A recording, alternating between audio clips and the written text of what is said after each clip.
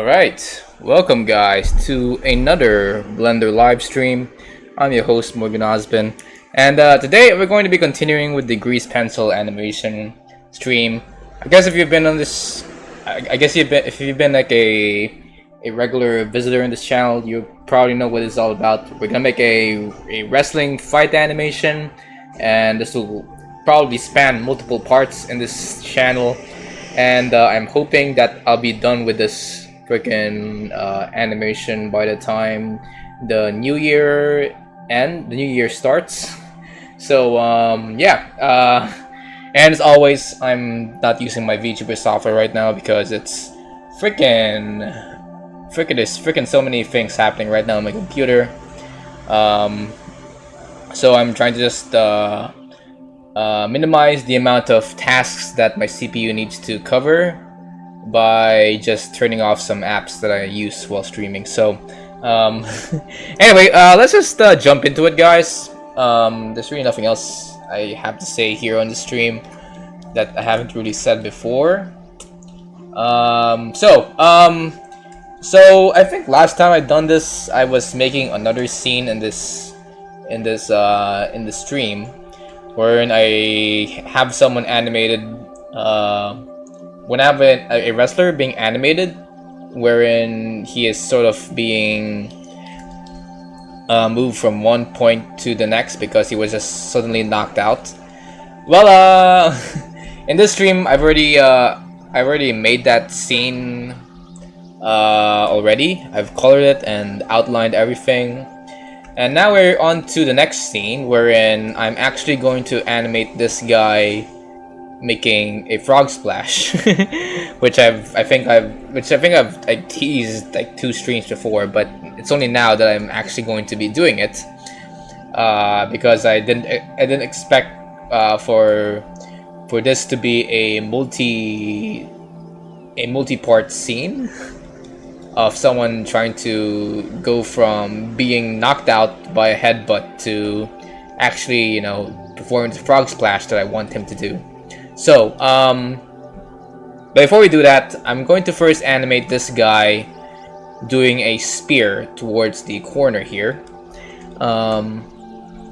So this big guy over here on this side will charge at at this other wrestler here, but the wrestler here will suddenly jump from the top rope. He will dodge by jumping from the top rope. So he will go.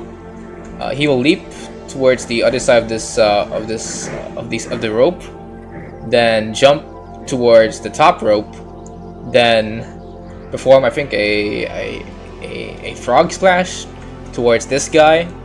So it'll be a very complicated scene. I still don't know how I can be able to structure this, but hey, this is my first fight scene. I'm open to experimentation here, so we're just gonna do that in the stream. So let's just first make this character here into a more detailed character. And we're just going to do this.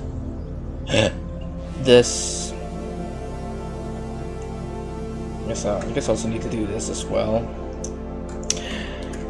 Alright, so how's it been going, guys? I know it's been like a long time since I've streamed. I think I've streamed 4 days ago, maybe. And that was before I released the newest short on my channel called The Cat Who Got a Master's Degree. I figured that I didn't want to go back to the usual routine of me just posting just the final rendered result on Blender to my YouTube Shorts feed. So instead, I tried to be more creative with what I post on this channel by including some quick narration of me talking about this fictional cat I've just adopted.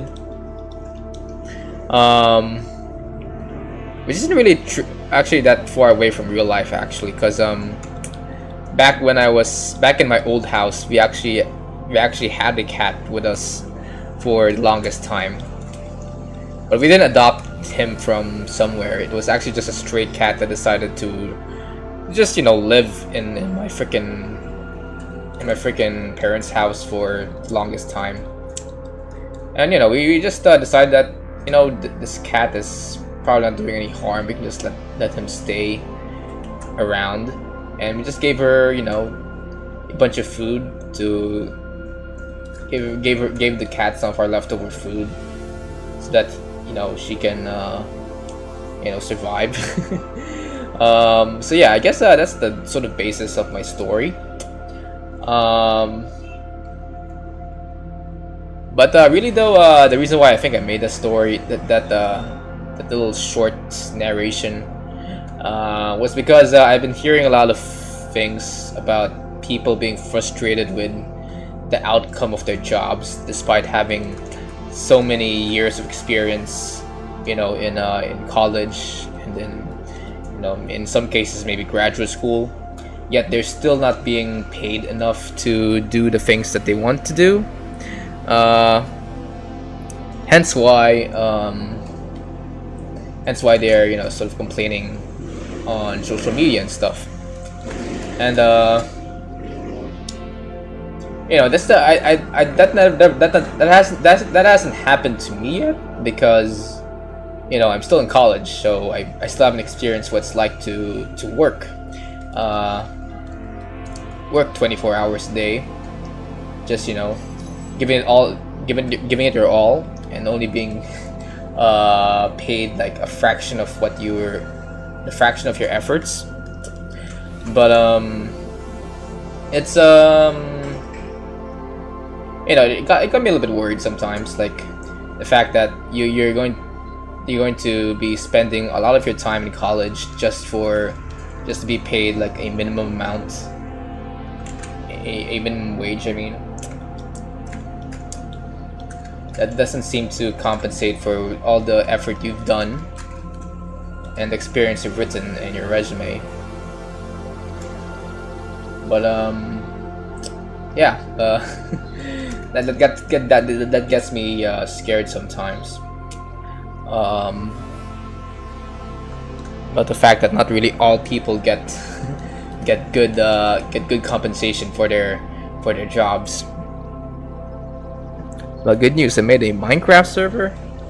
Wow, that's totally out of the topic that I've been talking about lately, but alright.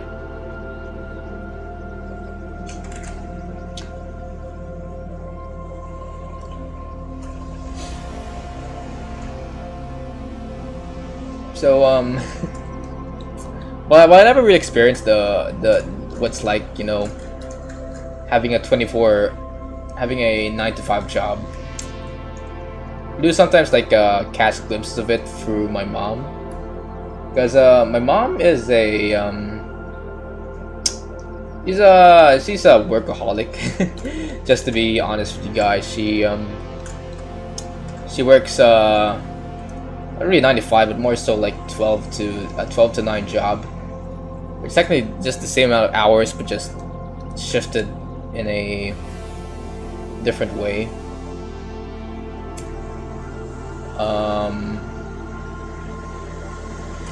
And, you know, she says that she's fine with it. I mean, it's not like she's being forced to do it. She actually plans this to be what she wants to do for her job, instead of like anyone like as her boss or anything. But,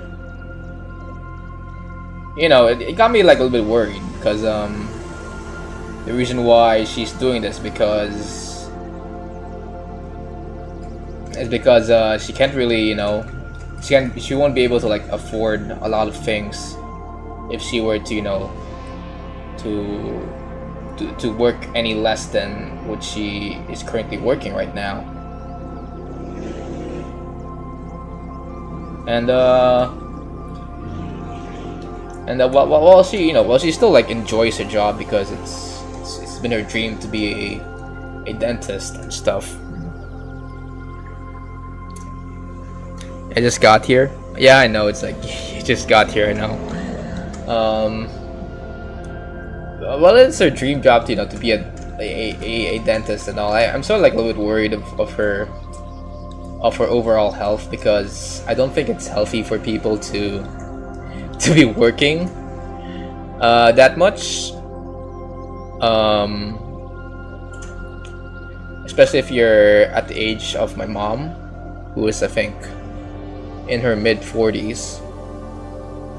I think it's about time you probably like plan for your retirement. I mean, not really. I mean, like, and maybe it's a bit too soon for your retirement, but you do have to like maybe consider retirement at that age, maybe. But yeah, it's it's not healthy for her to be working as much as she does right now.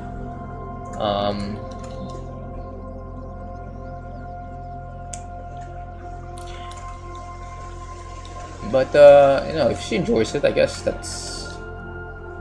I don't know if it's fine.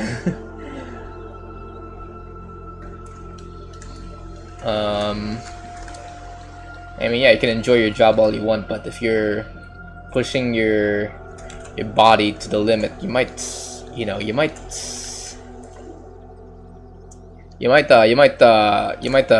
experience some unintended consequences when you finally decide to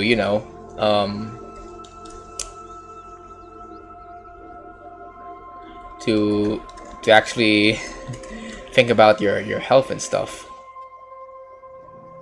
That's why you still need to like take some breaks every now and then.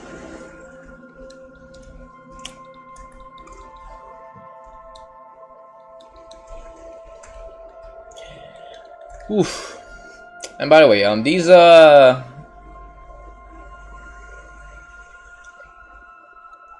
what's it called?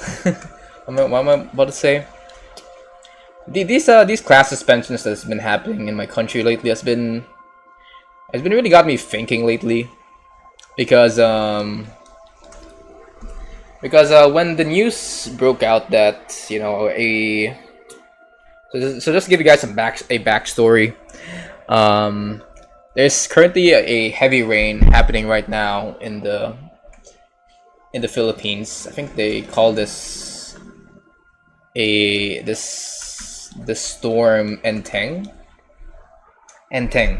I think I'm saying it with a inappropriate accent for this name. But yeah, a news broke out that a storm is happening here in the Philippines, and I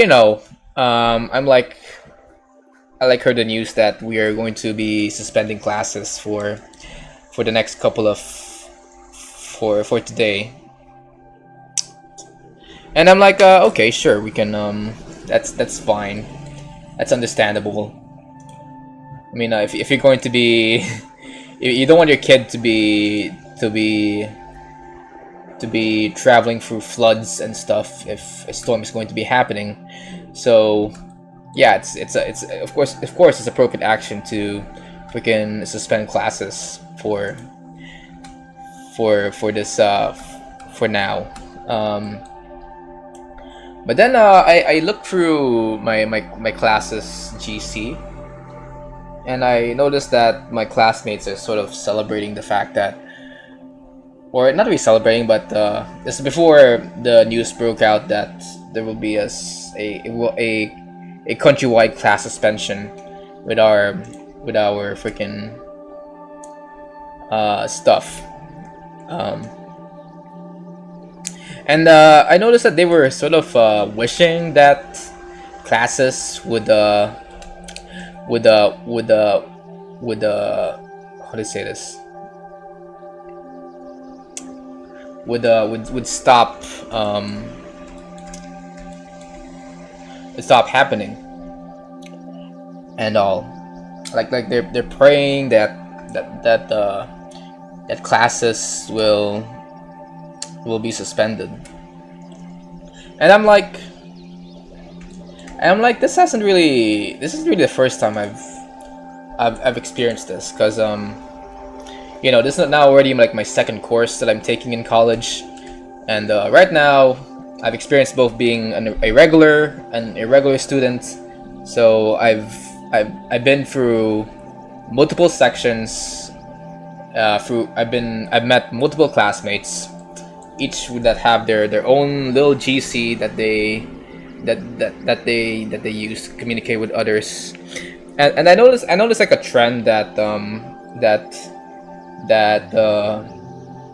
I noticed a trend with most students, that they really like the idea of class suspensions happening in the country. And you know, I at first, you know, when you think about it, it's like, you know, common sense that they would like to have there to be class suspensions, because, you know, we're students. We want, you know, to rest, and you know, aside from the fact that there's like bad weather happening in the Philippines, people would maybe want to, you know, just take a break from school and shit. But then I really started to think about it, and I'm like, you know, this, you know, I've been through multiple sections. I've been to 2 courses right now in college, and it's the same story every time I meet new people in college. Like, there'll be like a considerable amount of people that really don't want to go to school at that, you know, during these days. Not because it's like a bad weather thing or anything, but because because of, you know, like different reasons, like you know, like I mean, I don't want to get into it because I don't know, you know, I don't know the situations of everyone who wants to have class suspensions here in the Philippines. But it's, I find it a little bit concerning that we as people who, you know, are being trained to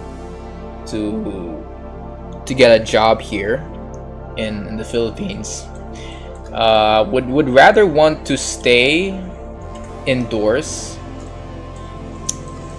than to, you know, now let me just think.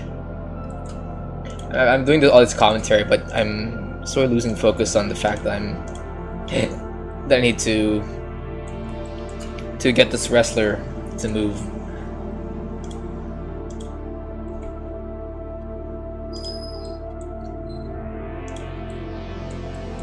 Okay, let me just do this and this. Okay. And that.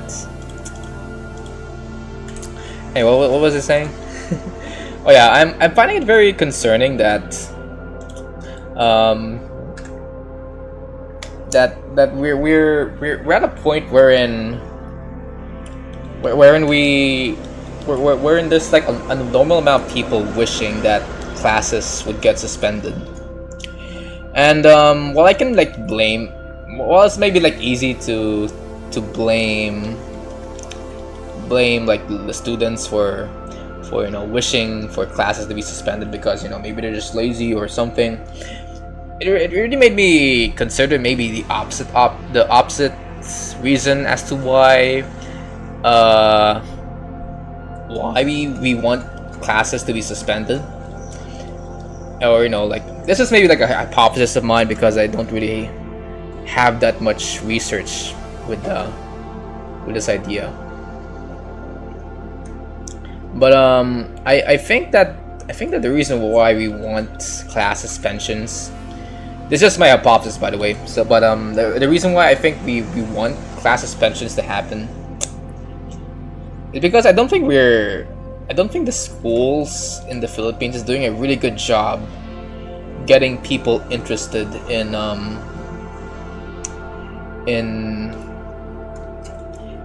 learning stuff at school. Now hear me out, because this is based on my own experience. I don't really know what's it like for for different people from around the country. But as a student who studies in pretty much a very safe place here in the Philippines, like I've encountered some stuff here, some very wild stories here in the Philippines, where we're in like some institutions here would sort of abuse their power as as learning, as professors or faculty staff towards the students in order to like get something that they want. Like for example, I had once this what do you call this I forgot the subject. It's not genetics, it was, fuck, I forgot the name. Inorganic chemistry. I once had like an inorganic chemistry teacher teach me stuff for college. And I remember there was this. I remember this professor who was our inorganic chemistry teacher once, and this professor was really freaking annoying to to listen to. Not really as annoying as a bit of a bother. I mean, like she's really not. I'm just gonna say she's like an asshole, I'd say, because what she would do in some situations is shout at her students, despite the fact that they're basically just not doing anything wrong, I'd say. Like she would over exaggerate her response to actions that probably don't really merit a very a very exaggerated response from her. Like for example, like a classmate of mine would just try to ask her what he should do for this project that we were tasked to do for her subject. And I don't know, she would just suddenly like start shouting at them, saying, "Oh, what are you talking about? You didn't listen to your freaking discussion. You're a lost cause, You're..." And I'm sort of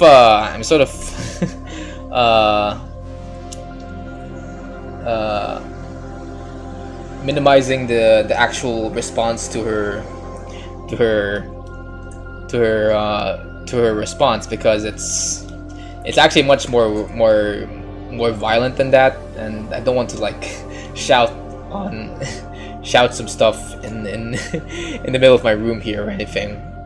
But yeah, she pretty much shouted at my classmate for not knowing what the frick she should do during her class. And I'm like, you're a teacher, you should probably tell us what we should do. And if anyone asks you to ask if a classmate were to ask you about a question, it's probably your job to tell them what they should actually do, rather than just like shame them for not knowing what the frick they should do. So yeah, that's like one situation I had with with my school. And that's at the end of her, by the way, because I remember because in once in our freaking in our college, we are sort of tasked to fill out the survey wherein we try to sort of grade our teachers' performance. And we can tell that this is a very important thing for our teachers' livelihood. Because our inorganic chemistry teacher went up to us and pretty much told us to just give her a high grade, despite the fact that we know that she sort of performed poorly throughout the entire semester. Yet during one of her classes, she was inspecting each of our responses to her one by one, to a point that if we ever give her a low grade in the survey, she would like berate us in a way, like she would say, "What, you gave me like a 1 on this specific part of the survey? No siree, you're gonna get a bad grade in my class." And I'm like, I don't think this is I don't think this a thing that you should be doing in this type of situation. You're not supposed to be telling your classmates to, you're telling your students to give you a high grade, despite the fact that you probably performed very poorly when you were in this class. So yeah, I don't know what to say with these types of teachers. And also, there was this one time, it's pretty much different from, completely going away from this inorganic chemistry teacher story. I remember there was news a long time ago, back in 2019, wherein there was this dental technology professor that once tasked their students to bring to school materials that cost way over the usual student income that you'd see from most students here in this college. Like, I'm talking about like 10,000 pesos worth of equipment and materials they need to bring to school just for this one subject. And if you don't know what 10,000 pesos is in this country, well, let's just say you can like buy like a let's just say you can buy a, I don't know, like a high quality Android phone with that money. And yeah, you might be saying, "Oh, it's an Android phone. That's really nothing, compared to like an Apple and shit." But for a college student, you can't just afford like a phone. Nonetheless, like an Android phone of all things, especially in a third world country. So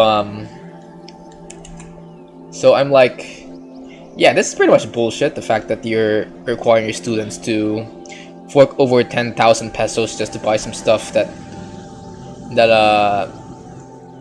might that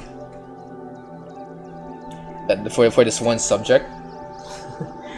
Why don't you just do that? Why don't the school just do that for you? Like give students all the equipment they need to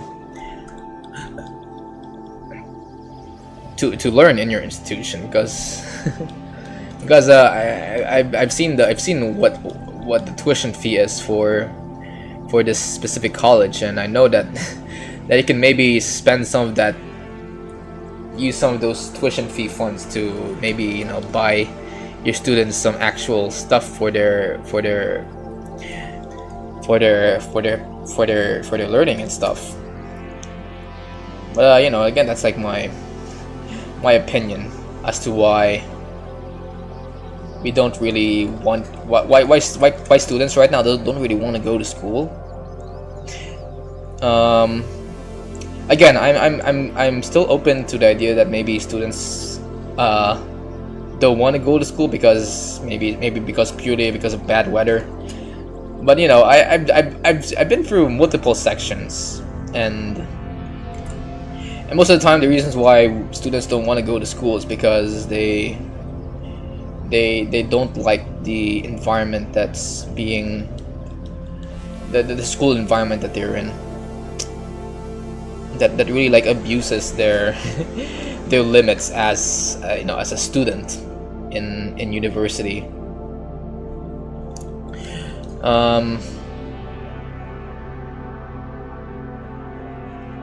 And again, though, maybe I'm just overthinking it because this is maybe coming from someone who you know, who studies dentistry, and the two courses that I've taken back then are dental technology and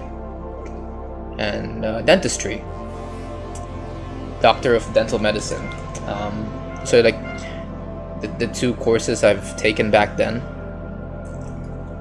and I guess maybe the situation is maybe different in other courses. But as for dental students, I know that the reason why most students don't want to go to school is because of something as serious as you know, the school environment just not really giving them a dang break sometimes, you know.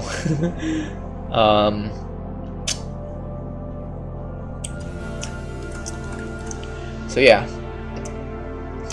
The reason why I'm talking about this because I think I tweeted after a long time about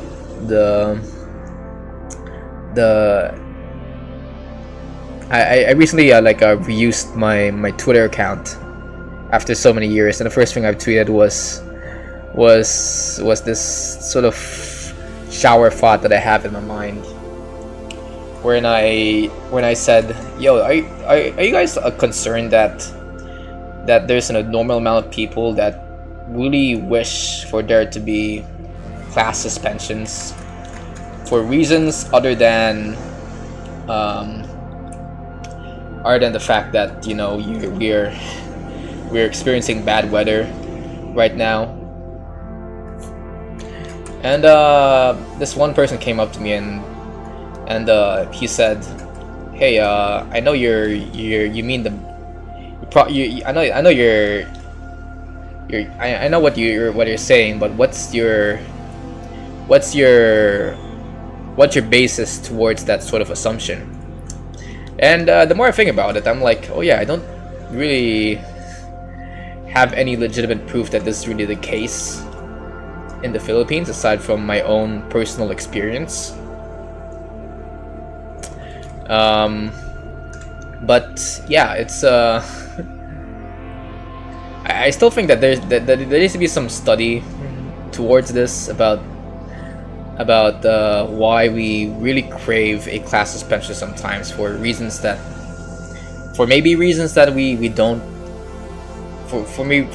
that it's not just, you know, the bad weather and shit. Because after I tweeted that, I tried to look for answers online. I tried to look for maybe like studies regarding why why most students want class suspension for totally different reasons other than the bad weather, and I can't really get like a study on that. I just really think that maybe it's not really a issue in the country as much as I think of it as an issue. But you know, maybe it's maybe, I don't know, there has to be like a study there somewhere on why we don't want there to be classes most of the time. Anyway, let's just make this character here. Sheesh.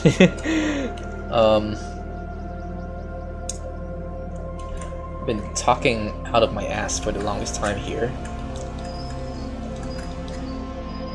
Oh wait, is this a smooth animation? Okay, that's good. Oh my god.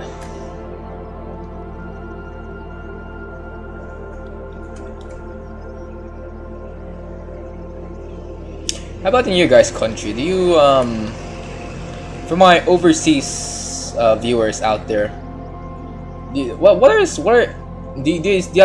does their country suffer from the same problem wherein students want there to be class suspensions for reasons other than, you know, maybe bad weather conditions or anything? And does it occur more often than you think they do? Because you know, I think it's a be like a goal for educational institutions for students to want to go to school, and if that's not like happening in schools and stuff, maybe we should probably work that out, try to fix that situation by getting them interested. Because if you don't get students interested in learning, you know, how would they be able to, you know, to get a job or find better ways of, or, you know, learn some stuff that they really need to learn, like you know, like financing or stuff. I mean, I know that we don't schools don't teach people how to finance their money. I mean, I guess based on my experience, we don't teach students how to take care of their money. But, you know, still, it's probably best to get students interested in learning, because this could be like their gateway to learning things that they probably need to learn later in life.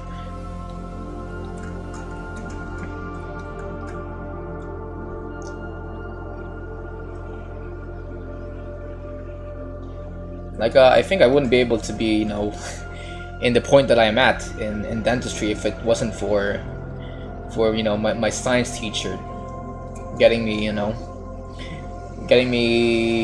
introduced to things like the human body and the physiology behind our cells and stuff.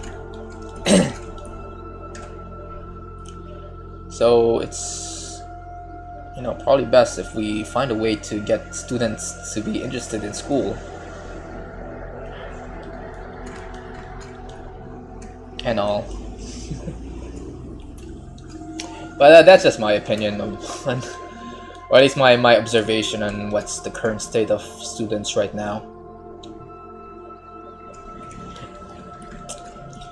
Again, I don't. That's not to say that I wholly think that it's the institution's fault for students not wanting to go to school. Because this is a very multifaceted problem that extends to, you know, that extends beyond just the teacher's performance or anything. It could just be maybe something that changed with the student mindset, or maybe there's a change in the environment that kids grow up with nowadays. Like, I think maybe social media has something to do with it. Then again, though, I don't really want. I feel like social media is just an easy answer. It doesn't really explain that much about what's the reason behind students not really wanting to learn as much stuff in school. But, you know, it's just shower thoughts for me, I guess.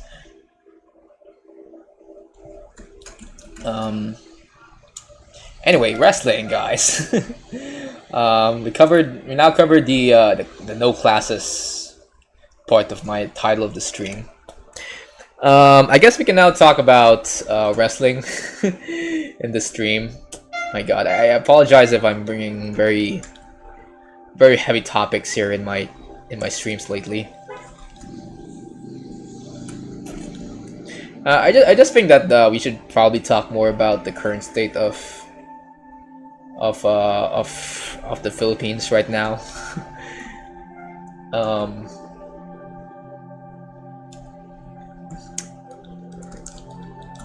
Because you know, I just feel like we can maybe benefit more if more people talk about stuff like this.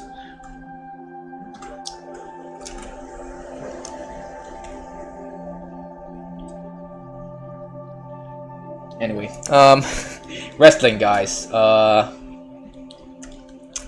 I've been watching a lot of WWE lately, and it's only now that I've finally gotten interested in freaking NXT, of all things. So if you guys don't know what NXT is, it's this developmental branch of WWE wherein they introduce new wrestlers to the roster. And hopefully these new wrestlers would suddenly be introduced to the main roster, which is the ones handling the main shows in WWE, which is WWE Raw and WWE SmackDown. And for the longest time, I wasn't really interested in NXT at all. Mainly because the first thing that always comes in the TV back when I was watching wrestling for the first time in 2014 is freaking WWE Raw and WWE SmackDown. We don't really see that much about WWE NXT because it's not something that's being shown on the Fox network, which was where WWE was streaming in my country.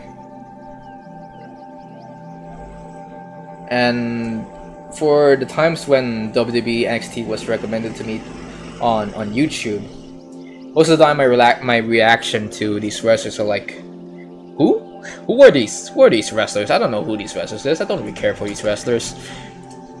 And I think that was a very childish reaction from my part because I was watching wrestling at that time for the story, not realizing that NXT actually has, in my opinion, the best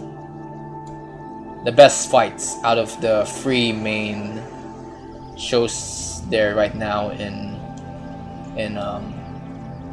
WWE. Like Raw has the best story right now with the Judgment Day and freaking Gunther. I want to talk about Gunther more more in the stream, but let's talk about NXT first. So yeah, Raw has the best story right now.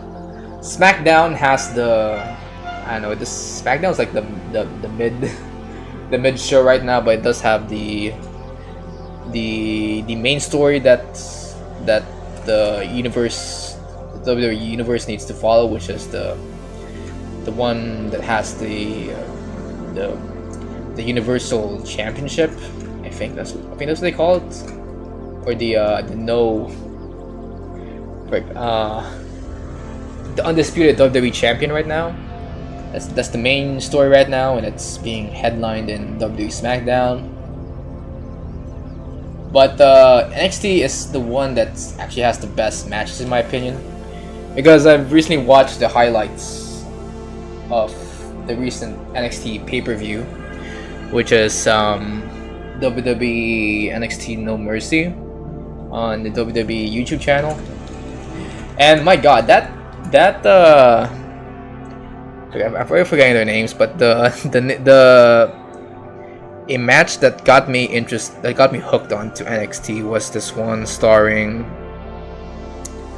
freaking Wesley and Zach Wentz, which I think is just a normal match in this pay-per-view. But this pay-per-view had I think the best matches that I've seen so far. So for example, this one match between Zach Wentz and Wesley, I don't really know the story behind these wrestlers, but the freaking match was freaking Sasuga in my opinion. it's like watching a Demon Slayer fight, but in real life, because these guys were really cooking on this one matchup, because they were freaking doing backflips all over the place. Like everything was moving at a quick pace. Yet it's a very long match in my opinion. And in a good way, because these guys are very light. They're very dynamic. They're very fast. They can just breathe, and they'll just suddenly like do a backflip in front of the entire audience, and I would go, "Ooh, that's freaking cool as hell, man!" And this match has got me interested in these two guys more and more as the match continued. And then after that, there was Obafemi versus this other guy. I guess I just have trouble remembering names, but this guy named Tony D'Angelo. Which, by the way, I like Tony D'Angelo's character. He's pretty much just a mafia boss in in a wrestling match, and I freaking love it.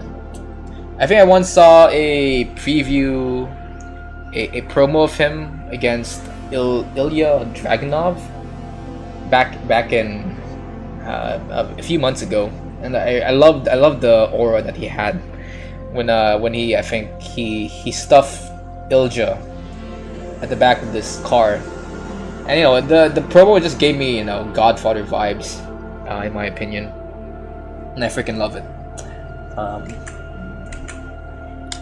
But yeah, this one match between Obafemi and Tony D'Angelo was just another good old Goliath versus Goliath match, wherein it's two heavy guys fighting for the North American Championship. It really reminds me of Gunther, of any Gunther match in a way. And that's the match that I really like to see in WWE sometimes.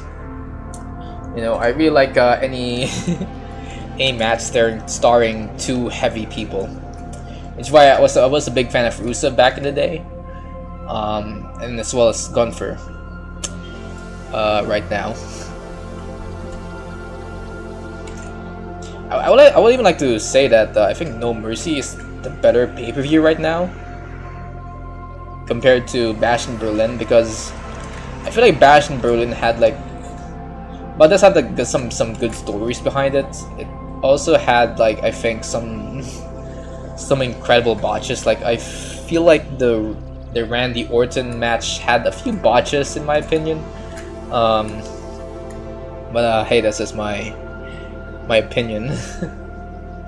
Because I feel like I'm seeing the rust coming from Randy Orton now, and it's kind of sad to see this legendary wrestler starting to get a little worn down. And the fact that he's now at a losing streak with these pay-per-view matches, I don't think he's won anything yet ever since Survivor Series when it comes to his pay-per-view matches. So yeah, that's a little bit sad. I mean, this was the original. I think Randy Orton was the first heel I've seen. The first major heel I've seen in TV. Because I was there when Daniel Bryan won the World Heavyweight Championship in WrestleMania 30, and I remember the main heel that I really hated was freaking Randy Orton. But yeah, while I think that a Randy Orton victory is really not necessary right now, I think there should be one more victory just to honor the work that Randy has done for the past couple of years and stuff. So yeah. Anyway, I think I'm taking too long making this one frame here.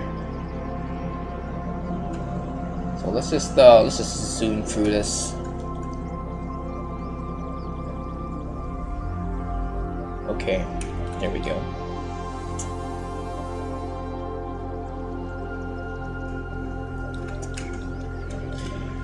Ooh, baby.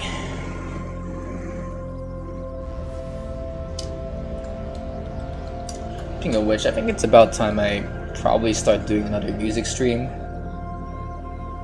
Just to, you know, finish off the album that I've been working on for the past couple of months. So right now my music album has 13 tracks behind it. But I think I'll go for a nice solid album of 15 tracks for this new album that I'm trying to release. So I might see myself doing more music in the future, because other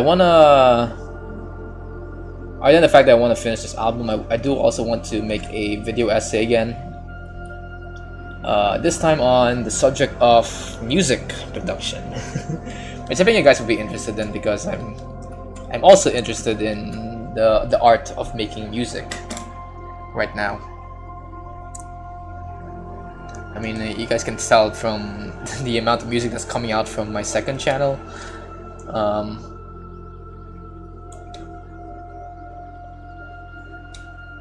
Okay, I think that's good. I think you can do one more stretch here, and we can have him move to the next frame. Okay, so this guy is over here, and okay.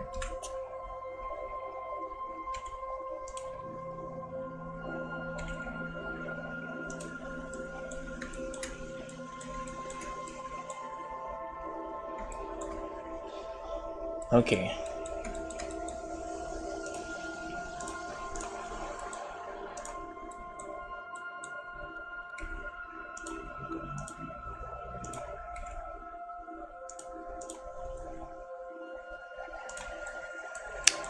Alright. You're going for the charge here, guys. Let me just move my hand a little bit here. There we go.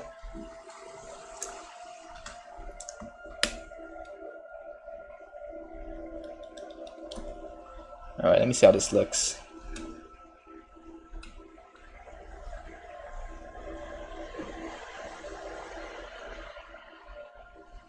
Okay.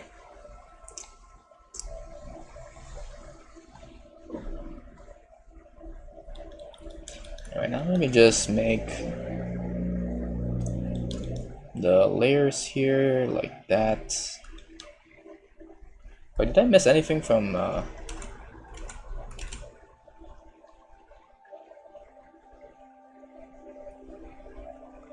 No, I don't think I missed anything. Okay.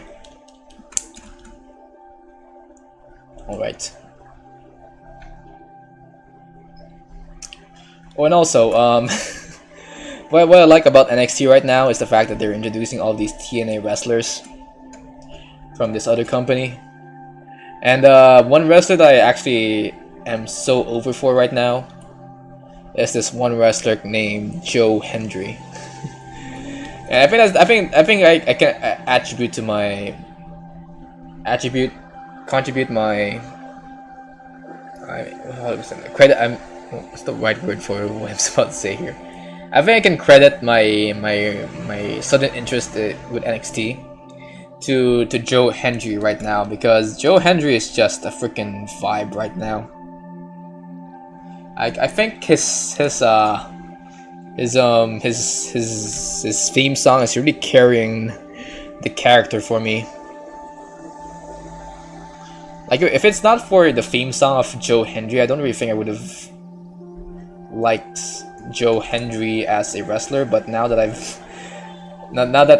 this theme song pretty much tells me his whole character, I'm like, yeah, I'm so over this character right now, even though he's not really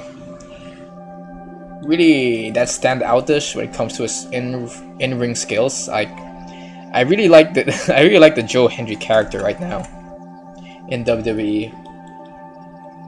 And it got me also interested in watching some of TNA's stuff,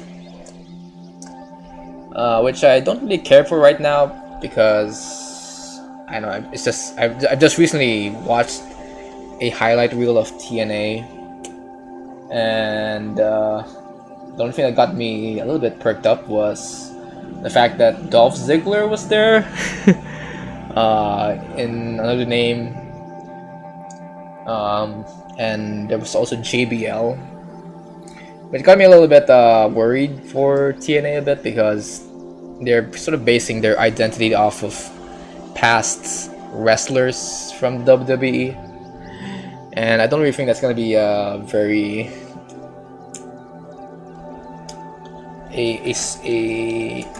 not a wise decision in the long run, because you're sort of basing your identity based on you're basing your identity based on past WWE wrestlers. But we'll see what TNA has in store if I put some more research into them.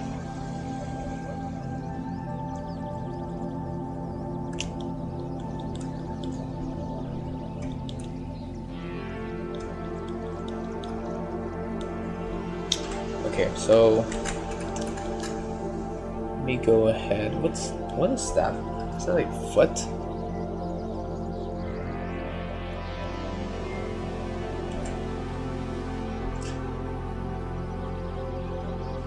All right.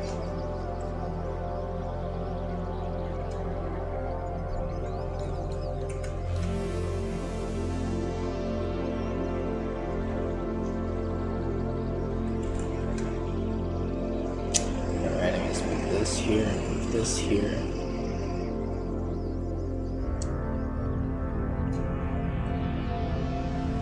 Okay, here we go. Let me just move to switch to here.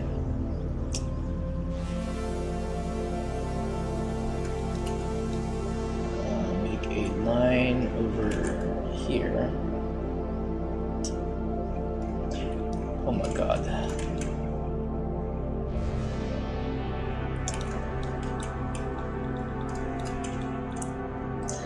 Alright, I think there's enough commentary on wrestling right now. I think it's about time I talk about another topic in my mind lately. And it's the topic of Let's Players. I've been watching a lot of Let's Players right now. Some old Let's Players I've been watching for a long time, like Markiplier and Jacksepticeye.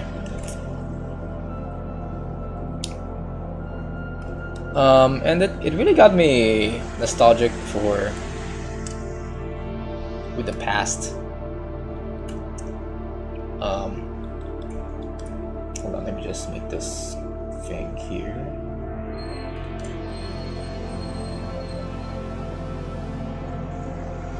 Do this. Really got these Let's Plays I've been watching right now. It's been getting me nostalgic about the past, because it really got me interested in why I love Let's Plays in the first place. So I've recently watched like a Jacksepticeye video, right, after so many years, and it's on the game. He was streaming a game called. It was a game with an oil rig. God damn it! I really have trouble remembering stuff in general, from names to just names of games. Let me see.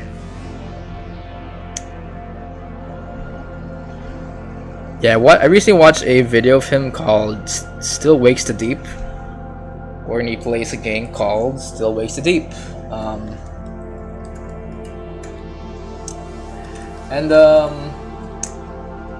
I think I've come to realize after watching a Jacksepticeye video why I loved watching Let's Players, play games. And it's because I really liked I really like the fact that that they can, they can add so much to a story's to a game story based on just their reactions.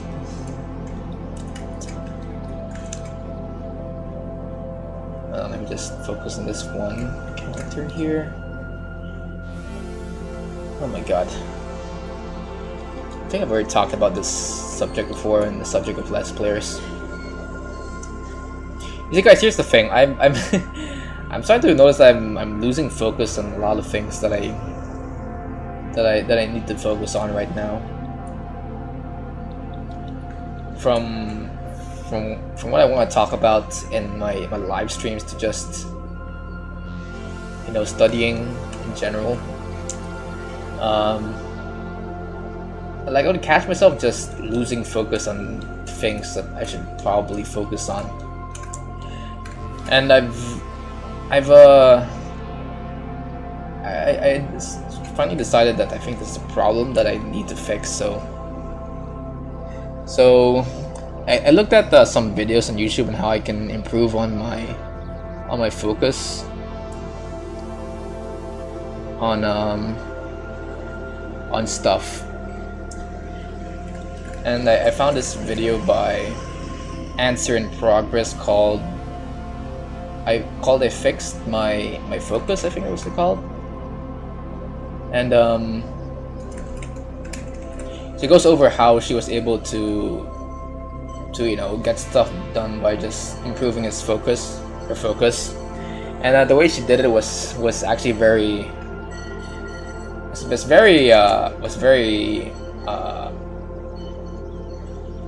scientific in a way. Like she put on this like headband that tracked her brain activity, and she even like made like a program dedicated to tracking all the progress she does in one day, just to analyze what the frick she can do to increase her, you know, her focus. And after so many, you know, research, she came to realize that the one effective way of actually getting yourself to be more focused is actually just to meditate, in a way. Like, it doesn't make sense at first, as what she said, but the conclusion of this video is that by meditating you can actually improve your focus by so much. And I think I should probably do that as well, because I feel like I'm always jumping all over the place whenever I do stuff in my real life.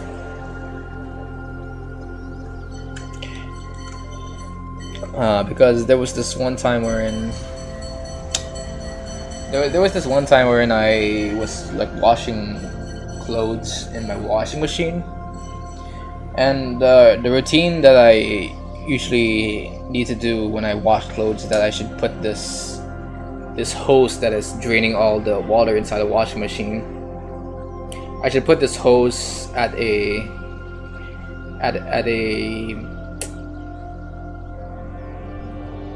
drainage somewhere, because if I don't put this hose in this drainage, it will start spilling all over the room, all over the laundry room, and cause like a flood in my house. So one day I completely forgot to put this hose in this drainage, and it completely flooded the entirety of of my house, and that resulted in, I think, some of my family members cleaning it out for me. And I was like, okay, this was a mistake of mine, but I'm pretty sure this is only going to be a one-time thing, and this will never happen again. Fast forward to just, I think, a week later, and I was like eating my dinner at that time, just, you know, like just minding my own business. And then I noticed that there was water coming out from the washing machine, and I'm like, oh, where's the water coming out of the washing machine? And then that's when I realized, oh wait, I I was washing clothes again, and I completely forgot that I was supposed to be putting this hose again in this drainage. So yeah, this happened to me twice now, and I think it might probably happen to me again if I'm not careful enough to remember stuff that I need to remember. And I think a hypothesis of mine as to why I'm forgetting a lot of stuff is because I've been focused on so many things right now that I could never really put my attention in one thing at a time anymore. Like for example, my current activities in this channel back then was to do Blender stuff, which requires me to learn more about 3D modeling, texturing, and stuff, which is a completely it's all just so many things in just one subject. But then I would also do stuff like music production, which requires me to learn about music theory and learning how to balance out my sound mixing and stuff, which also requires me to focus on so many different aspects. And not only that, I also had to do like some 2D drawings and stuff, which is a complete different subject, and it's all conglomerated to me just focusing on many different things that I never really get to focus on the present and stuff.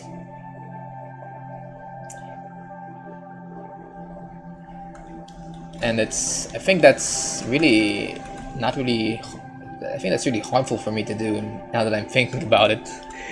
So I think what I'm doing right now is just minimizing the things I should be doing during the day.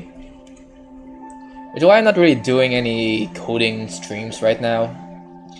What I wish I would want to do, what I wish to do more JavaScript streams when I stream myself learning Java. I feel like it's harming me in the long run because I also want to study dentistry for a living, and that won't be possible if I'm focusing on so many things at once. So I'm cutting back on the things I do on my spare time and just wishing that my attention span can be healed from this.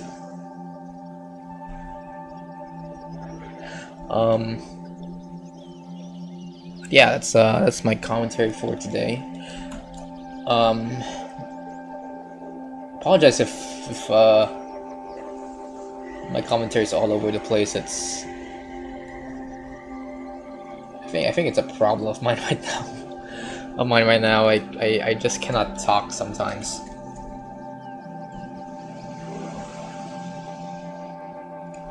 Maybe it's because I haven't really been talking to a lot of people in my life.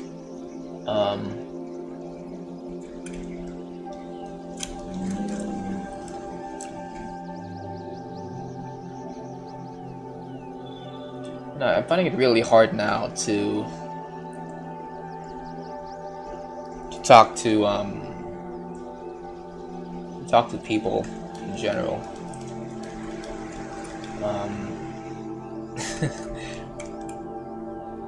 I'm laughing, but I think this is a problem of mine right now. Because yeah, I'm having trouble connecting with people in my real life.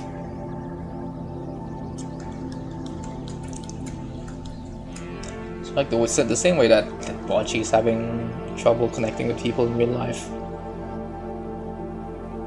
Like, I get shy every time I try to make connections in college.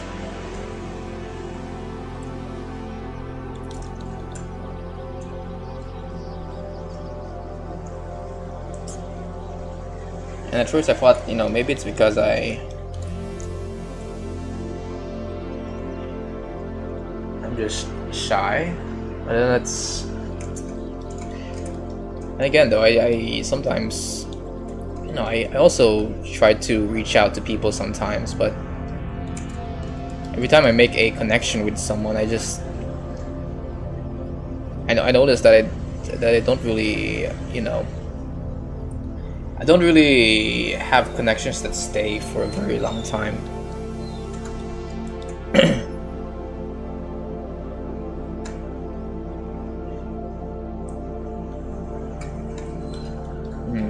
It's because I don't really meet people that have the same interests as me. But yeah, I find it hard to just to make friends, really, sometimes.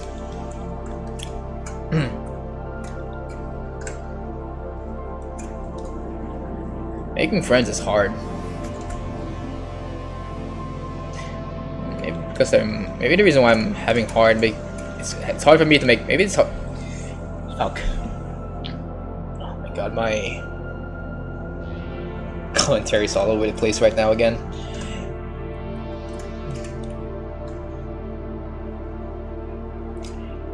I once said that my communication is slowly improving during one live stream of mine, but I'm starting to think that maybe I'm not really improving my communication skills that much sometimes.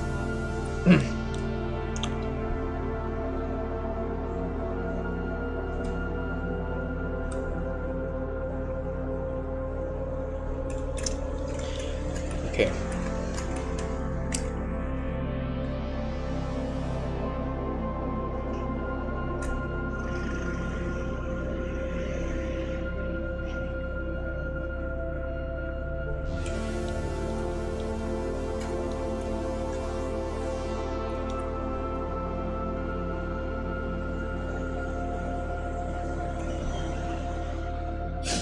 Oh my god.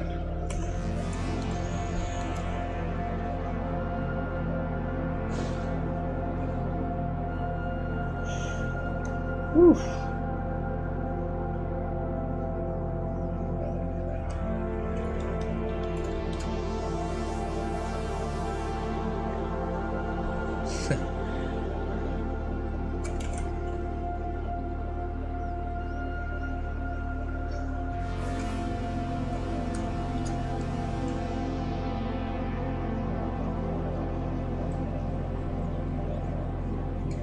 Alright, let me just make this hand right here.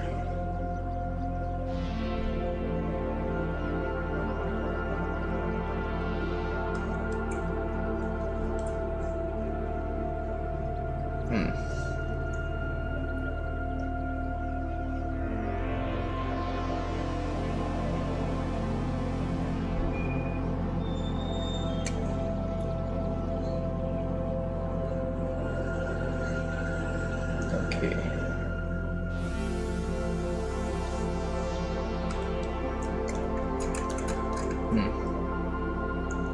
I know it doesn't really look like it, but speaking doesn't really come natural to me in real life. Usually when I meet other people, I just keep quiet to myself and just let others take the conversation, take control of the conversation for me. And I think that was a bad thing for me in the long run, because right now I just cannot talk properly sometimes. Okay.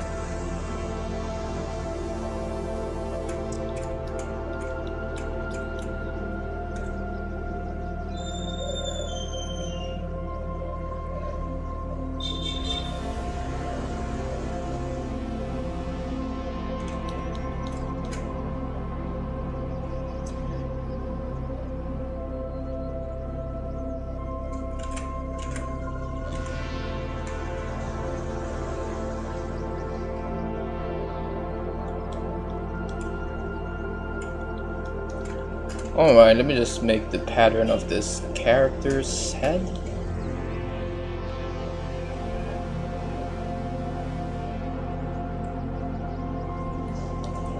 Oh my god.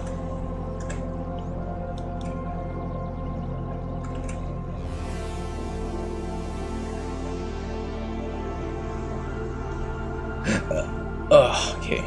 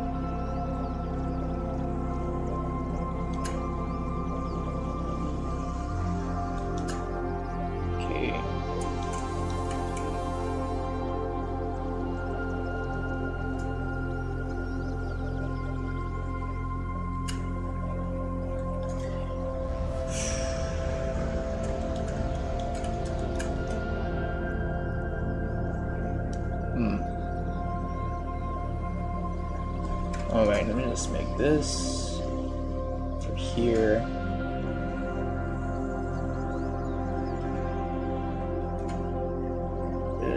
Make this. Nice.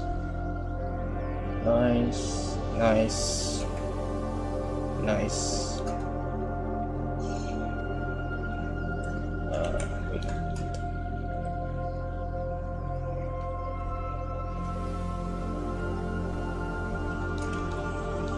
Oh, frick. Okay.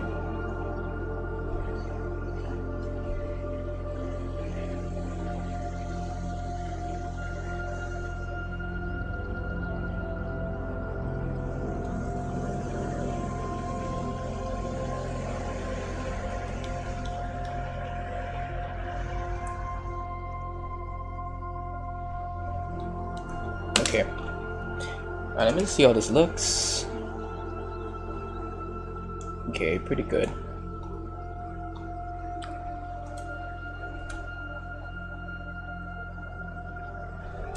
Alright.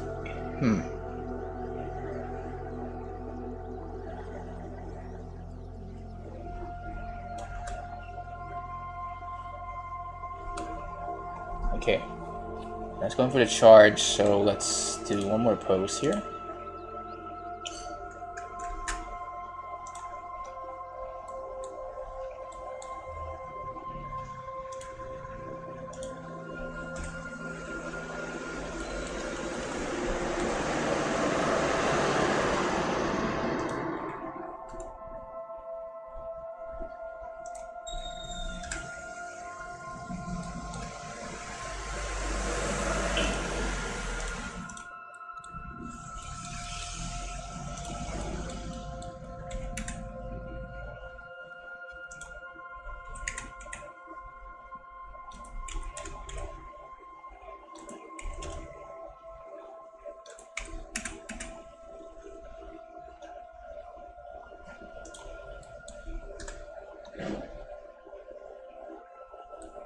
Okay, now we need to make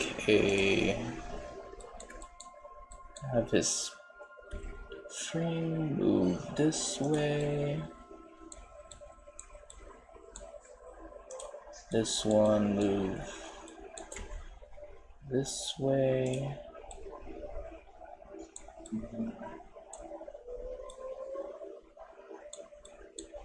this one move this way, and this one move this way.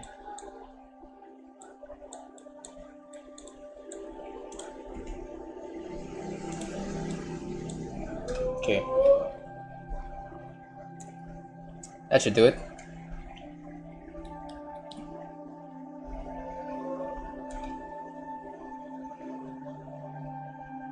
Okay. Now we need to color him up.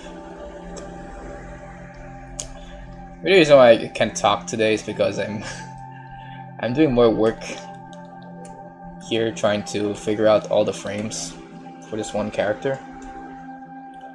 Because compared to coloring, outlining requires me to think more than usual. Because I'm planning each frame of this character's movement, and anything that looks glitchy is a failure in my part.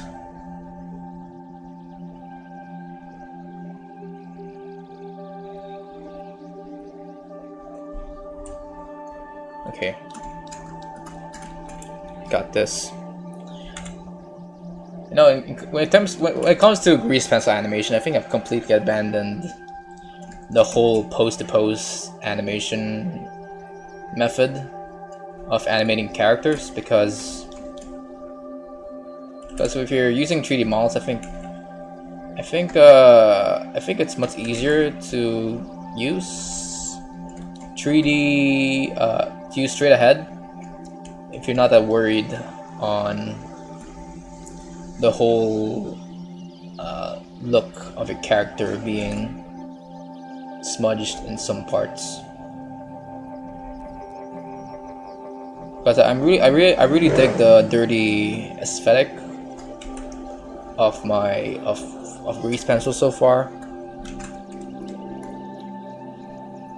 So I'm not really going for anything very clean in terms of my art style, and I think straight ahead does that for me without having to worry about the overall look of the character.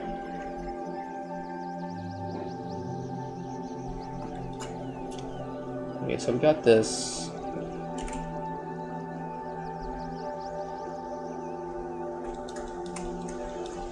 Got this.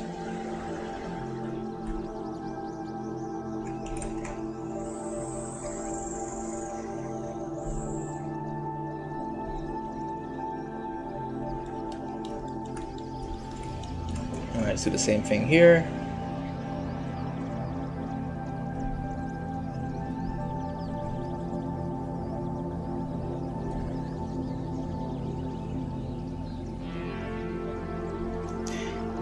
Ooh, baby.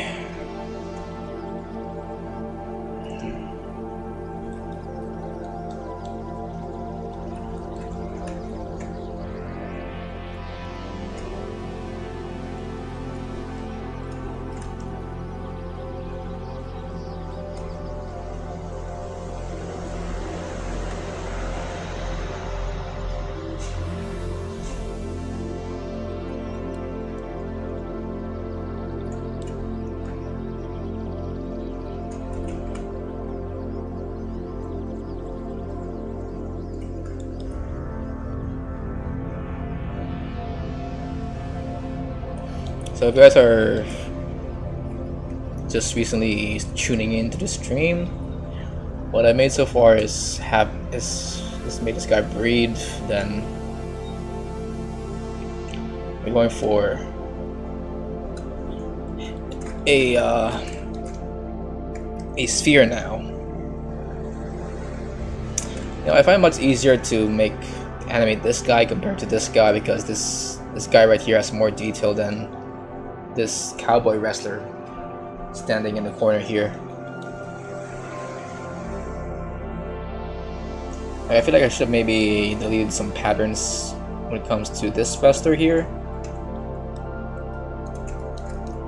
because I think the whole pattern of his character is really preventing me from adding more frames to said character when it comes to his movement.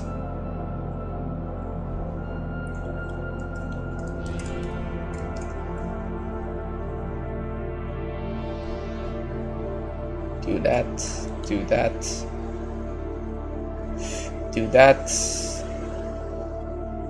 Oh fuck. Okay, something's really wrong with the tablet right now. Here we go.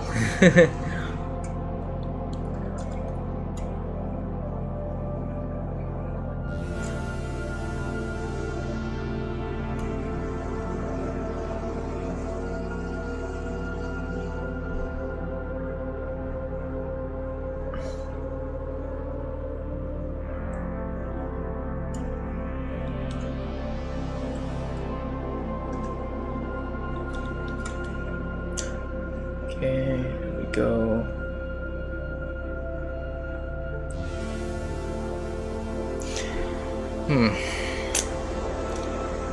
I would like to talk to this stream to keep you guys entertained, but I'm not really out of topics right now. You know what I can do is get a random topic generator here.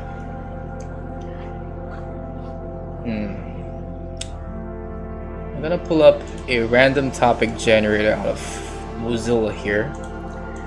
Let's see what we can talk about in this stream. Random topic generator.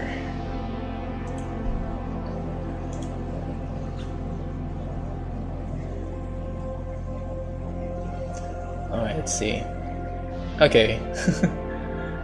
So I'm in this site called capitalizemytitle.com/random topic generator, and the first random topic that it prompts me to talk about is: if you didn't care at all what people thought of you, what clothes would you wear? Wow, that's really cool. That's really an interesting topic to start off. You know, if no one really cared about what I wear, I think what I would wear are some pants, a polo, a long sleeve polo, and a tie, and to top it all off, I would top that look with some suspenders, and also I would also wear some black shoes, some black leather shoes. I might wonder, what the fuck is this style that you're going for here? It looks like you're going for an old man look. And that's because I am, because if you guys don't know, there's this one character that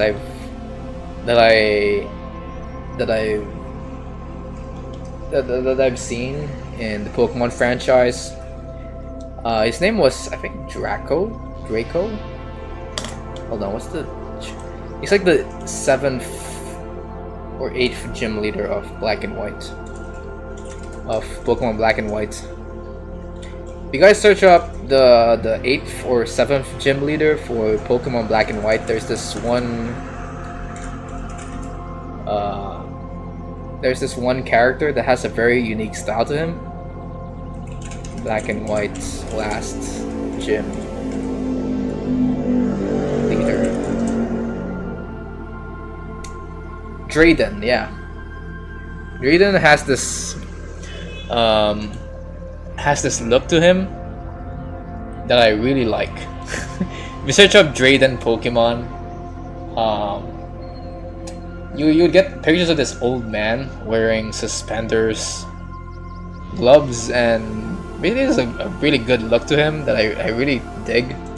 It's just too formal of a style to pull off in the real world. Like if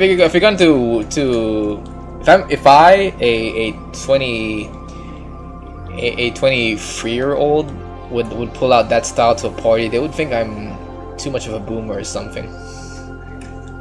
But if I ever have the chance, I want to wear that sort of style to a formal get together or something. Because I think I pretty much fit. I think I have the body type to pull it off. So yeah, that's what I want to wear. So long sleeve polo, some pants, suspenders, and some shoes.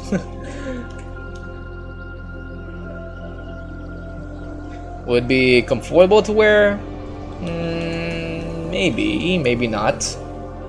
But I would really increase my charisma points if I were to wear something like that. That's the reason why I sometimes design my characters based off of that look.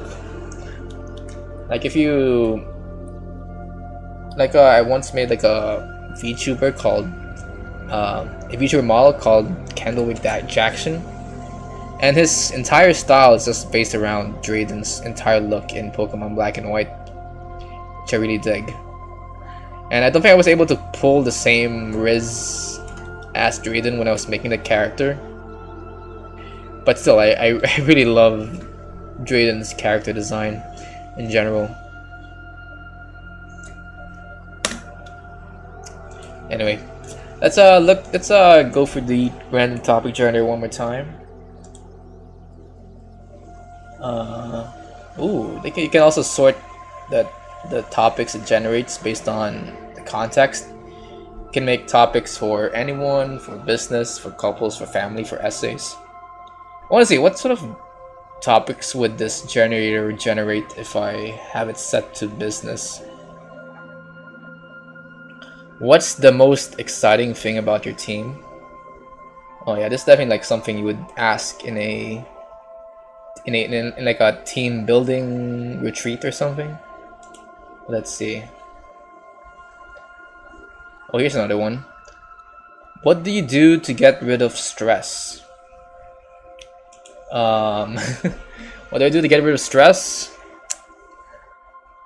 In my opinion, just more work.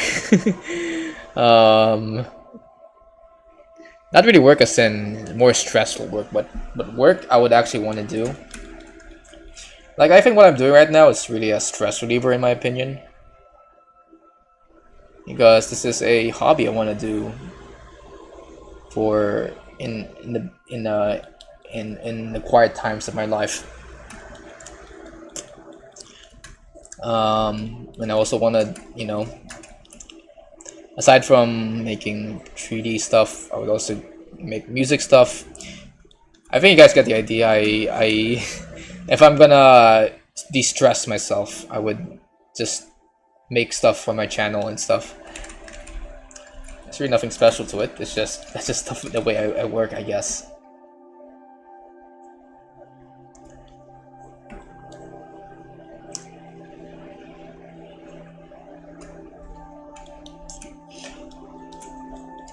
And I guess I also, you know, live stream just to get rid of stress. Because to me, for the longest time, live streaming is just like journaling to me. But now I'm starting to use live streaming for different reasons, other than, you know, as an alternative way to journal myself, because I think there's something. I don't think it's really journaling if you're sharing your thoughts to other people.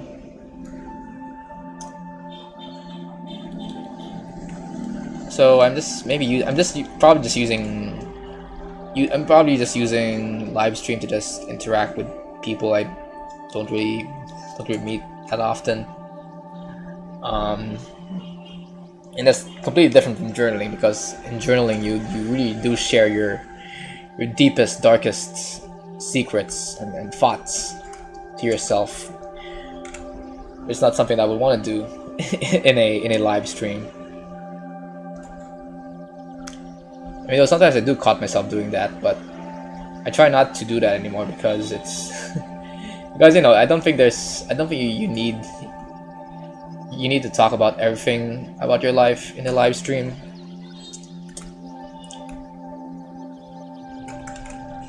Because you don't want to just share private information about yourself to a wide audience, especially in a platform that doesn't really value your security. So yeah, I'm trying to use live stream for totally different reasons now. So yeah, one reason why I live stream right now is just to, you know, just to prove to people that, hey, I'm not making all the stuff I make in this channel using AI. I don't do that. I just Because you know, with AI, I'm now finding it hard to prove to people that what I do is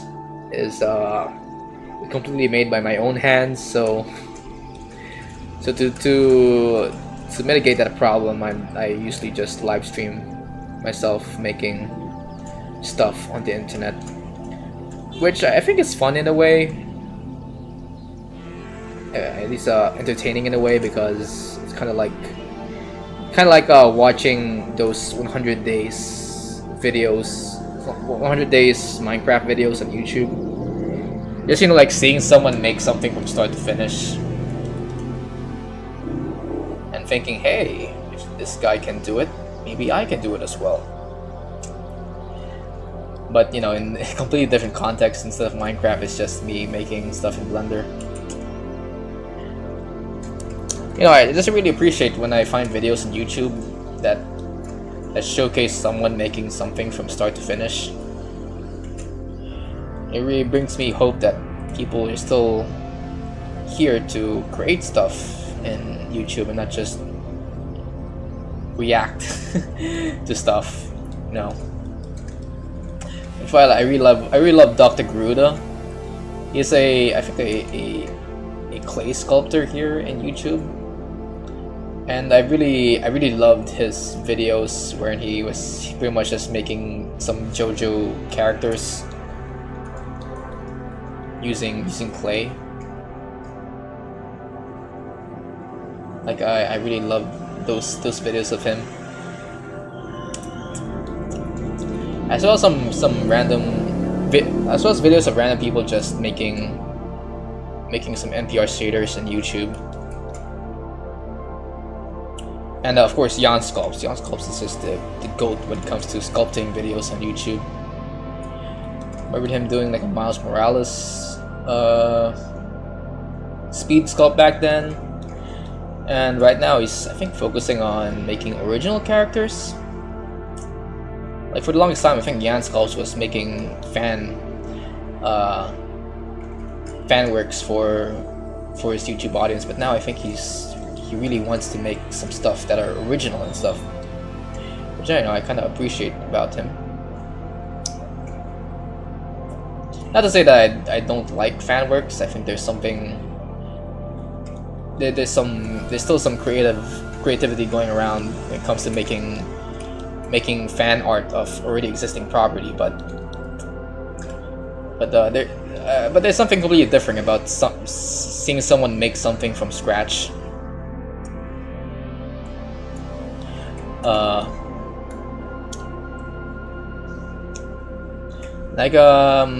I once listened to this guy named Nate Wants Battle, and for the longest time he was making FNAF music videos, which I find cringy in my opinion. But I really dig his anime videos, anime music covers sometimes. And for the longest time I thought that. For the longest time I wished that he could maybe like focus on more original stuff. And my wish came true when he released an original album called Sandcastle Kingdoms. And I gotta say though, every music from that album that he released was a freaking bop. Like I still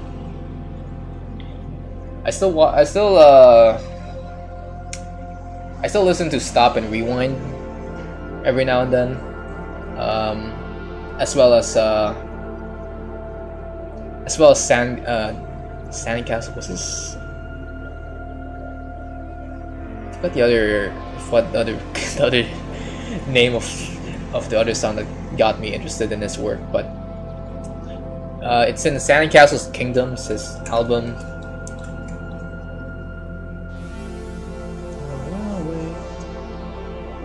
I think it's called The Edge of the Earth or something. I forgot. Again, I'm having trouble remembering names for some reason. I think it's definitely a problem I need to fix. But yeah, that's I really like original work in on YouTube.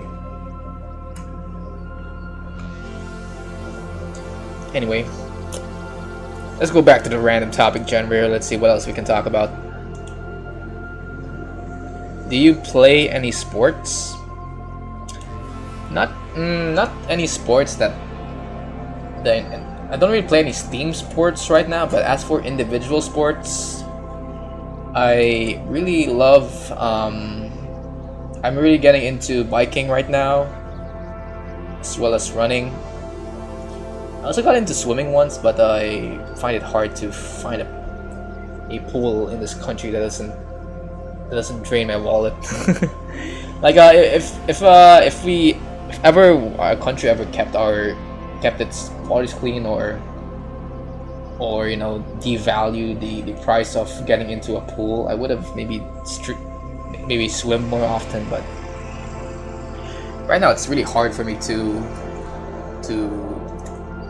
swim in the current conditions. You know, I once did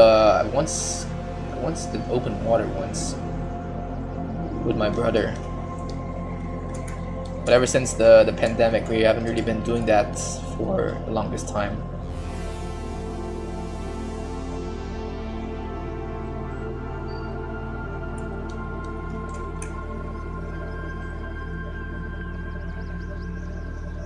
And I kind of want to get back into it because it's just really fun, just, you know, visiting new places and being able to just swim around and see what the place is all about. Like one memory I have when it comes to my open water debacles is when I went to El Nido, and I've got to say, El Nido's waters are like the cleanest I've seen in this country. And after the open water race, me and my family just went around island hopping to nearby islands there, and it was a freaking blast. So yeah, I'd like to do open waters sometimes. But if that's not the case, I would maybe want to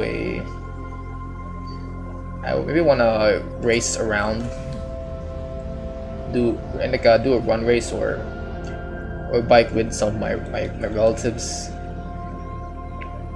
I once biked with my relatives once, and my mom. He went from one region to the other and back,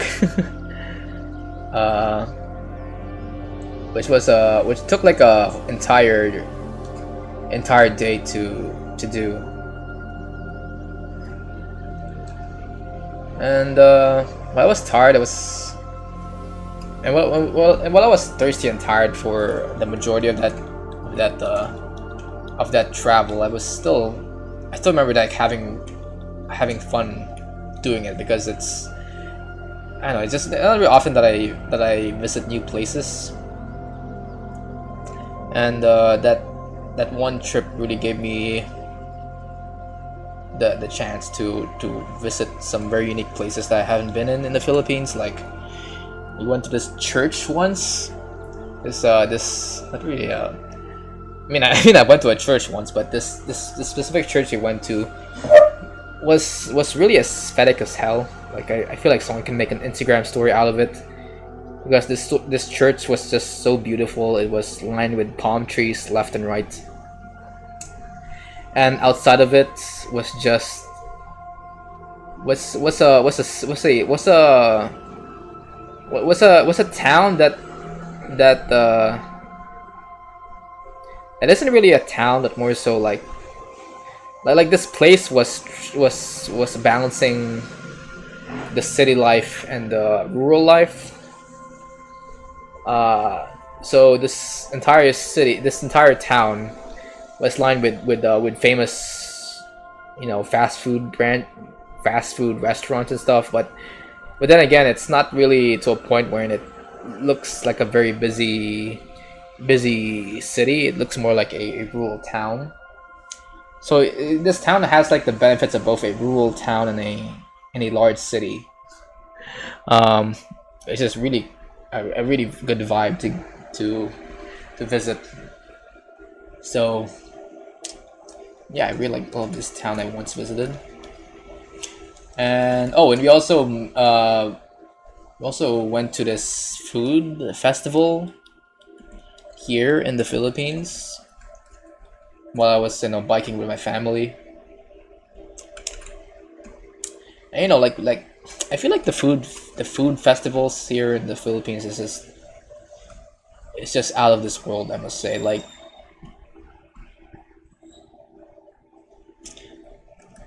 Whenever I go to a food festival, I'm never really disappointed with what they serve.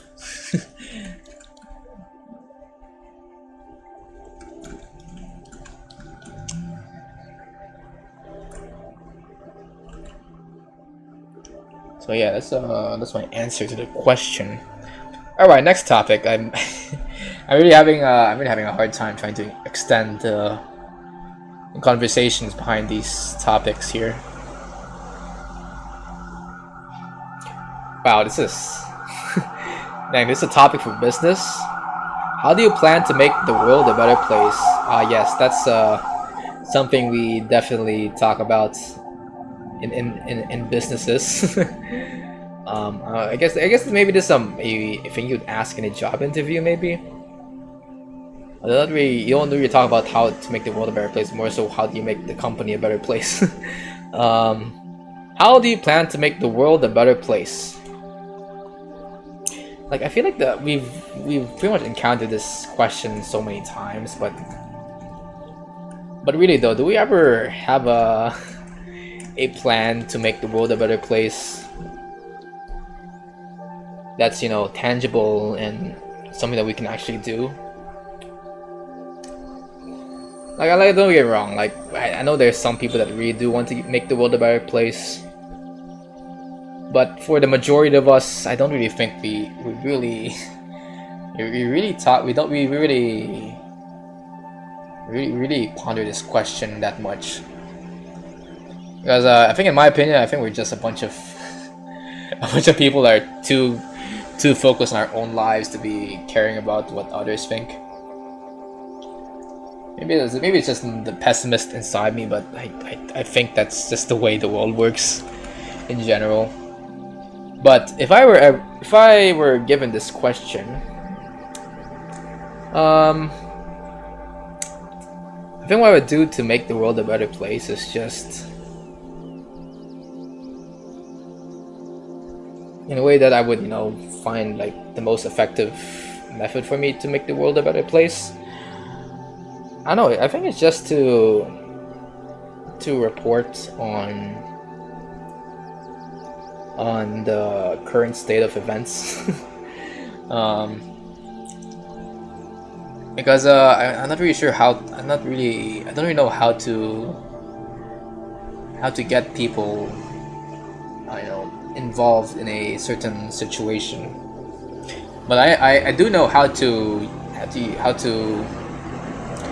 grab people's attention. I mean, come on, I have a channel with 976 subscribers, so I think a way for me to make the world a better place is just to talk about it online, start a conversation about it, get people's attention on something that we don't really put much attention to, like the time when I talked about the whole idea of students not really wanting to get into classes right now, for reasons other than the fact that there's a bad weather condition happening right now.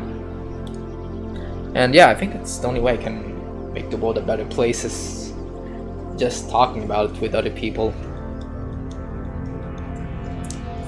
I know that I'm pretty sure that's like what people would say most of the time, because I think that's the easiest way to make the world a better place. Like, instead of like taking direct action, it's to just talk about it online. But I wish I can maybe do something about it. Because it's I don't think it's I don't think it would benefit people if we're just talking about it and not really doing anything about it.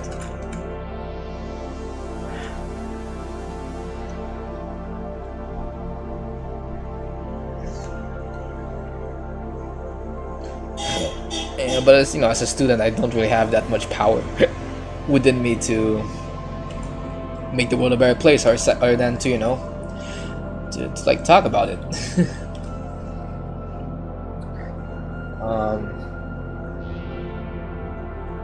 All right. Let's see what else we can generate here. Who is your favorite entertainer? Wow. Okay. Okay, that's the other topic that's generated here. My favorite entertainer right now. I think the obvious answer would be a VTuber because I'm currently streaming as a VTuber, but I haven't really been watching that much VTubers right now. I've been watching more Let's Players than VTubers right now, but entertainers. I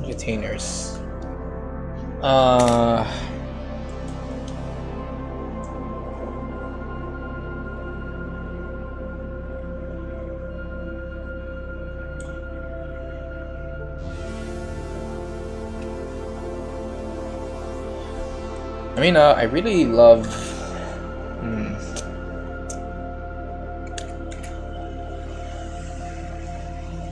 Entertainers. Frick. Nothing really pops up to my mind when I think of my favorite entertainer because I just consume whatever I want and not really follow people. Like when I consume content, I don't think of the people behind it, but more so just the content in itself, which I guess it's a bad thing for me. I guess I think it would benefit me in the wrong one if I really learn to understand the person behind the work that I'm consuming. I don't know. I guess if I were to. I mean, I like Joe Hendry. Joe Hendry is a wrestler I really think is a good entertainer, but I don't think you guys would really like Joe Hendry because I don't think all of us loves wrestling.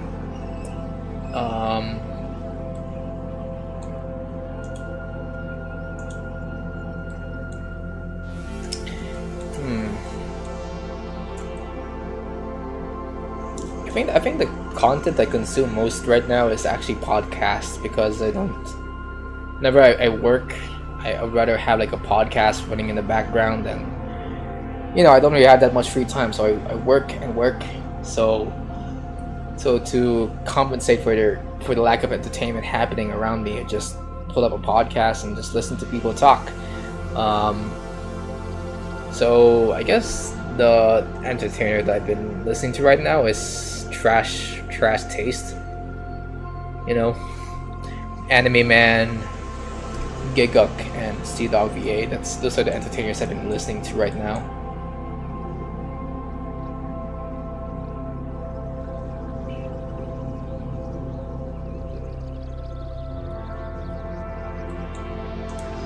Yeah, I don't really have an interesting answer to this.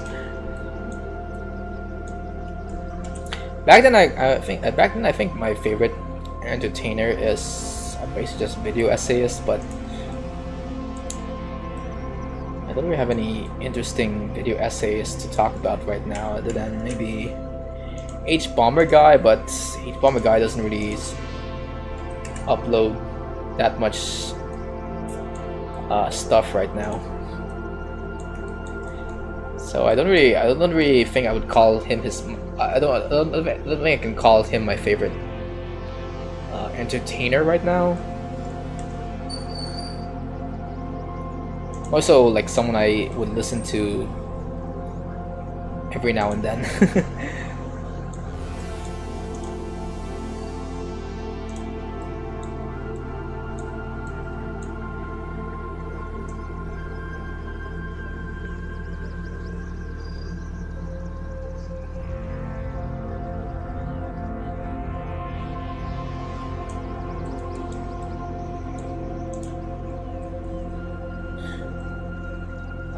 just move this here. Move this here.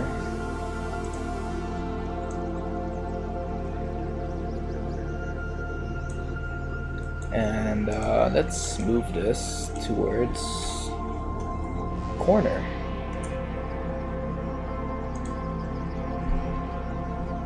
Okay, here we go. Let's go back to the grease pencil.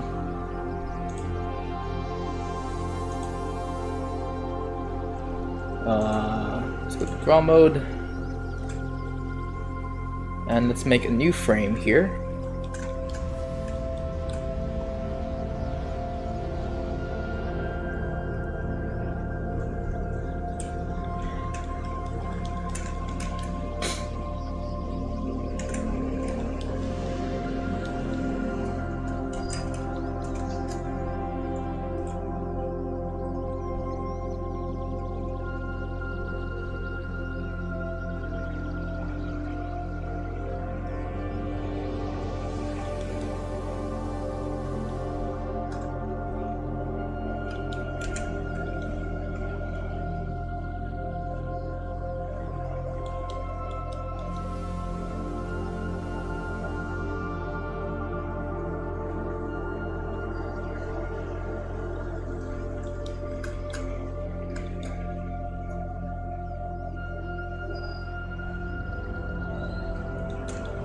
Alright, just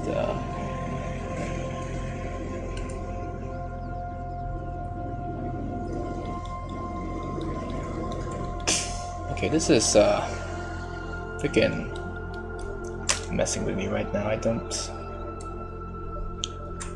see where this feet ends here.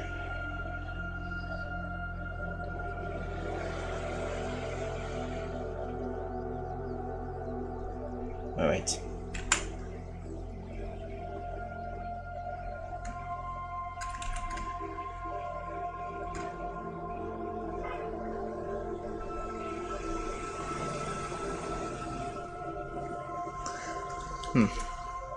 All right, let's go back to the random topic generator here. If you had to change your name, what would your new name be? I would like to say Morgan Ozpin because that's technically my alias here in the internet, but I think if I were ever to use the name Morgan Ozpin in real life, people would just look at me weirdly and say, "What the fuck are you smoking in your off time?" As a fictional character, Morgan Ozpin is a good name to play around with. But as a name in real life, I don't think Morgan Ozpin can fly in this day and age. I mean, who the frick has a surname Ozpin? Like I took that idea from Ruby, but I don't think anyone really has a name for.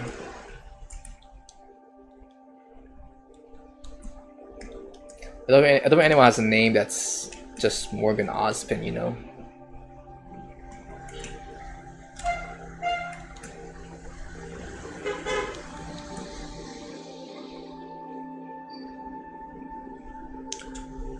So for my name, I'm not sure.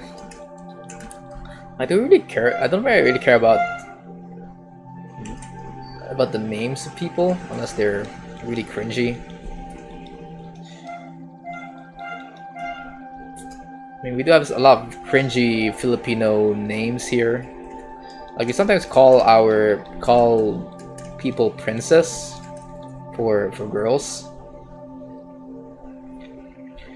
Which, if you really think about it, it's like calling someone it's like calling someone leader or something. It's not really something I would think about when I when I try to think of names. If I had a name, I don't know. Let's go for a very generic name like Jack or John or Michael. Like, I don't really care about I don't really care about names in general.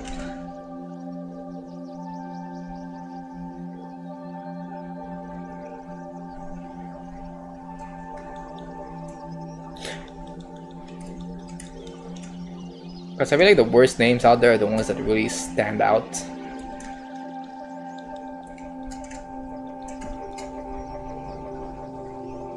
In my opinion.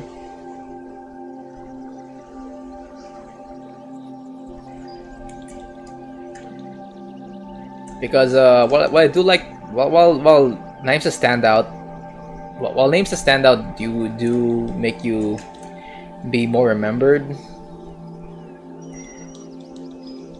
I don't really think I would want to be remembered by people, especially if I do something embarrassing or something. Like, say for example, your name is, I don't know, like, what's the name of if my name is something as notable as, say, X or something, people would remember that, I think, for the longest time. Like X square, maybe, because of how ridiculous it sounds. But I think your name would not really benefit in the long run if you do something embarrassing, like say you poop in grade 1. Like, I think people will remember you as the guy that pooped in grade 1 if you have a name that's as astounding as you know, like X or something. Like, people will remember you for that. And I don't think that's something you'd want to happen. I don't know, I guess a name that stands out would benefit you if you actually are a well-off person. I guess that's why Elon Musk is naming his child some weird mathematical algorithm.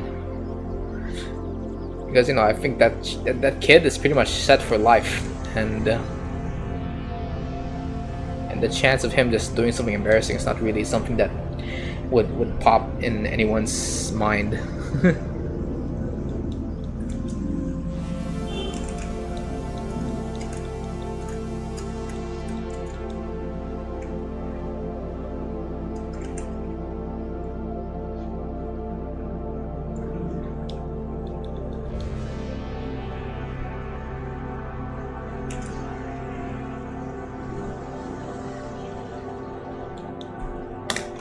Alright, let me just see how this looks.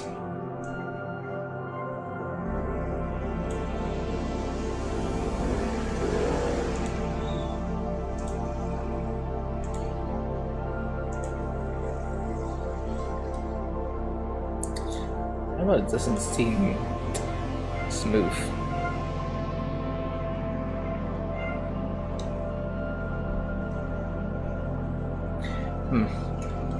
I'll try to figure out the timing of this once I get to it, but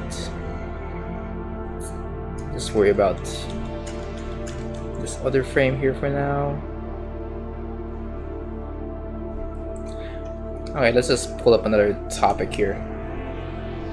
What's the most annoying habit someone can have?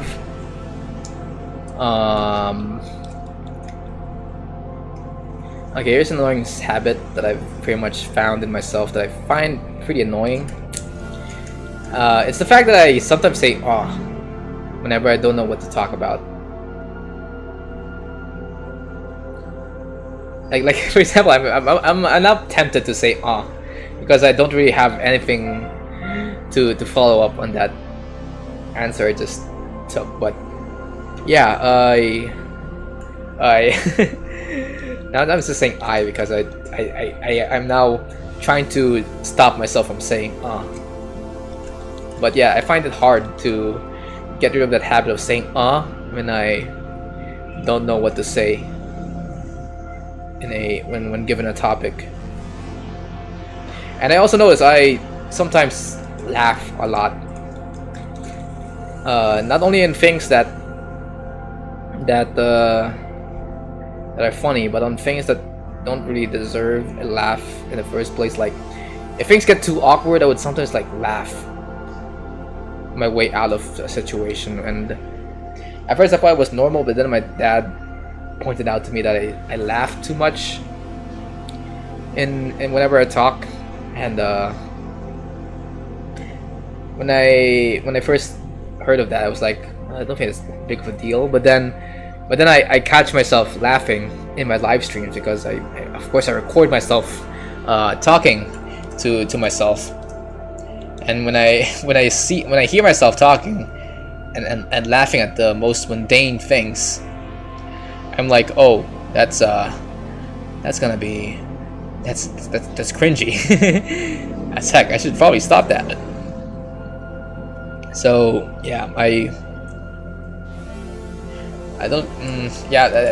Those are like the two habits of mine that I find annoying. As for habits I find with other people, what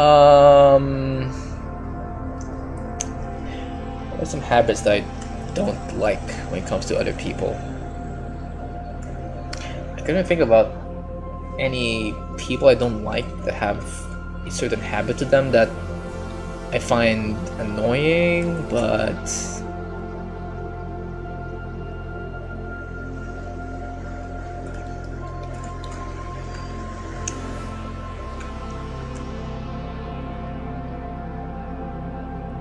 oh wait, this one guy I once met who had like a habit of just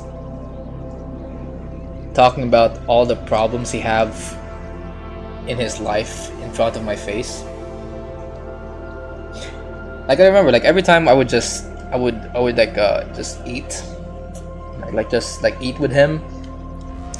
He would just to fill out like the whole silence of the entire room. He would just like talk about his life's problems and stuff to me.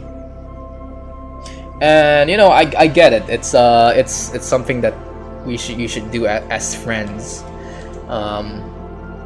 because you know you want to talk about your problems to people, and only people that would most likely listen to your problems most likely your friends.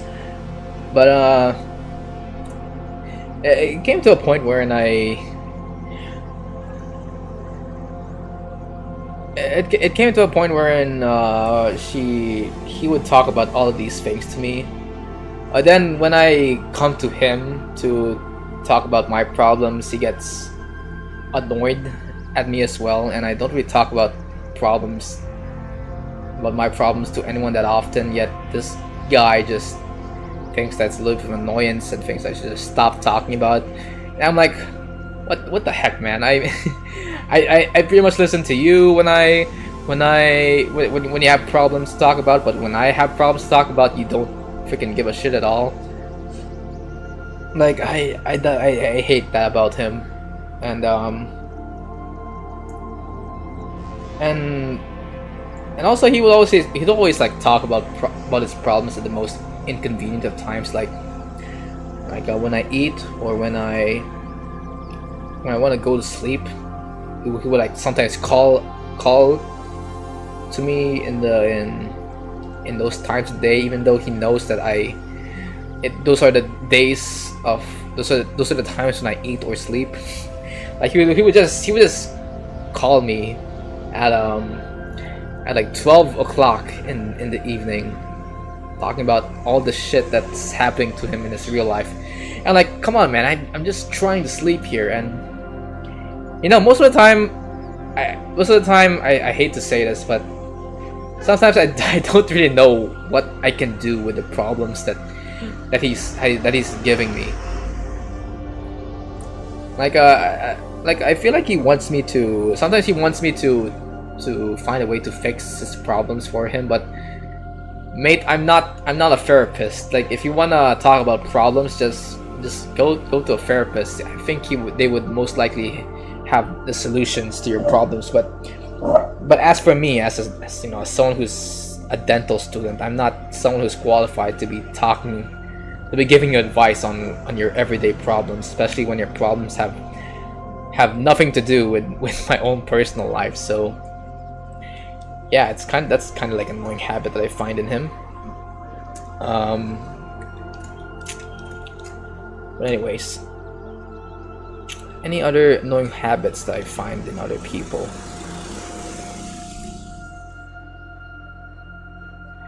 I mean, I can go all over the fact that there's some there's some people in my school that sometimes doesn't contribute to. Oh no, not that. I also find it maybe annoying that people sometimes procrastinate, but you know, I don't really think I have anything to say about people who. I don't really think I have anything new to say when it comes to people who procrastinate. I just pretty much accept that as a thing that happens in most people. So yeah, I guess that's all I have to say about that topic. Random topic generator, give me another topic, please. What are your goals for the next 2 years? I don't know, just finish college, I guess. I think I'll be able to maybe finish college in the next 2 or 3 years. So I'll be someone with a PhD by the time 2026 rolls around. I also have a goal of maybe growing this channel to a considerable margin. Like, I don't know, maybe I can be able to hit 3K in the next 2 years if I just keep at it.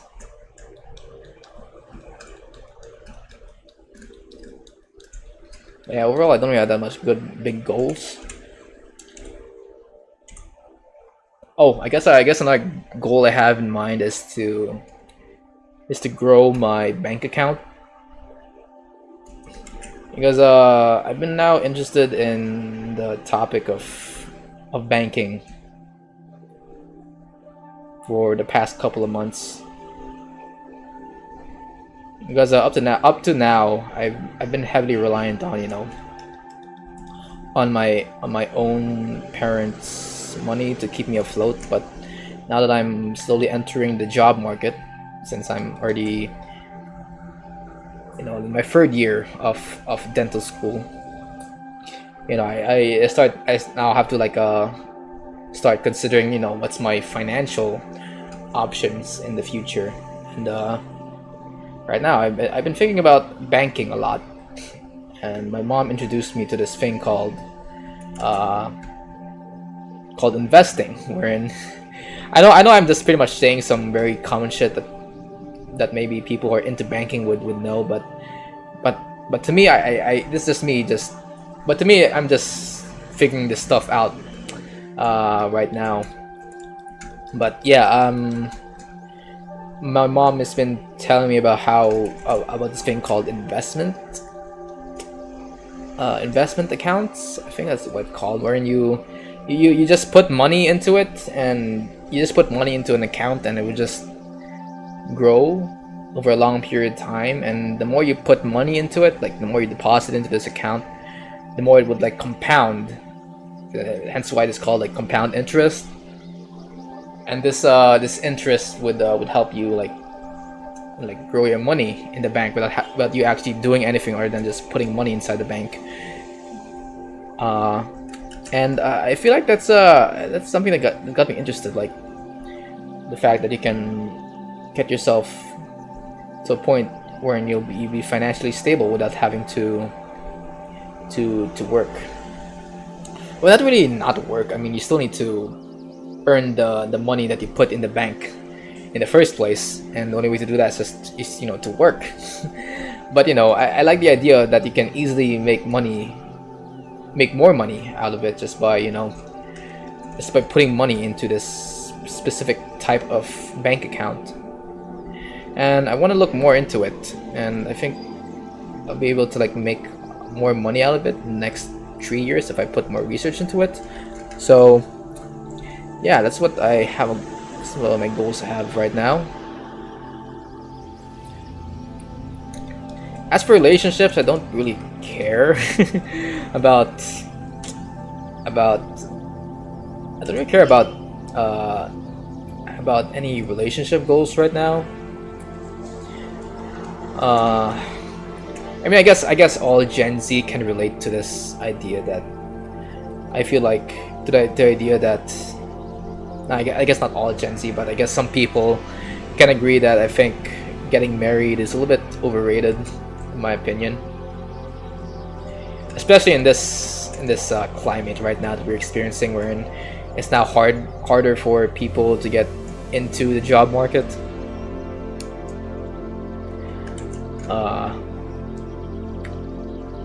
So like starting a family is not really something that is really in my mind right now, because it's I feel like it's now takes more effort now and more money to start a family compared to say 20 years ago, wherein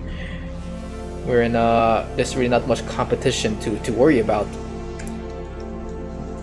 But now that people are like abusing the, you know, now that, you know, like people are figuring out new ways to make money, and now that, you know, the market's now oversaturated, I find it more harder to make money and therefore put finances and stuff that would that you'd think you'd want to get into, like starting a family or you know, like getting into a relationship. like it's now hard to do that in this climate. Not to say that I would want to if I had the resources, because I feel like it's just more work in my part. I'm just pointing out that it's now harder for people to start a family right now, more than ever. So why I don't like to start a family, other than financial reasons, I don't know, it's more so the fact that I don't really see the difference between having like a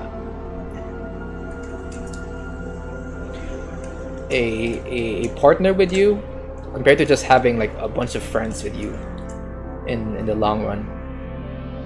Like I feel like you can get the benefits of having a partner with you by just, you know, being friends with a couple of friends for a long period of time. And, you know, when it comes to having friends, there's no added responsibility of having to finance for them, because that's not how friends work.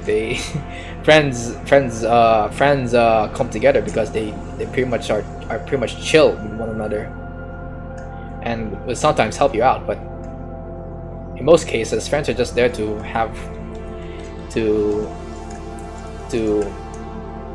make things more fun for you and stuff. So yeah, I don't really like the idea of having a wife or children. That's not to say that I fault anyone who likes it, but just in my opinion, I'm not into that goal right now. I actually once was into dating at one point when I was just starting out my college. I don't know why. I just felt so lonely back then, to a point that I would just go to dating websites and see what other people have to say about me. And at some point I came to realize that I think it's not healthy to base your worth on the thoughts of other people, because that's how I was pretty much using dating as. I'm pretty much just using it as a way for me to validate my personality. But I came to realize that's not really something that's healthy for you to do in the long run, because this, because you're pretty much you're starting a relationship with someone, and the way you're starting a relationship with someone is just for your own benefit and not the benefit of the two people in the relationship. Like it's a very parasitic relationship that I'm trying to create, and that I'm trying to create, which is pretty abusive. Thankfully, I never really met anyone that would want to be in a relationship with me while I was in that phase of my life. Thank God. But yeah, what I came to realize then was, I think it's, if I were to find worth in myself, I would rather just I feel like if you wanna establish your dignity with yourself, you just need to accept who you are and find value in yourself rather than finding value from other people.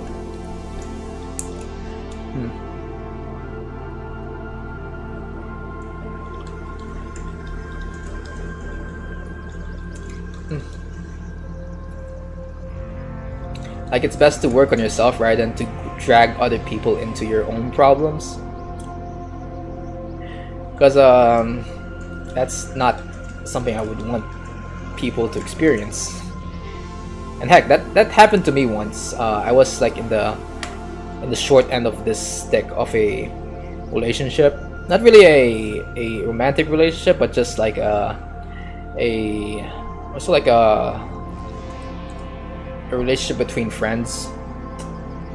I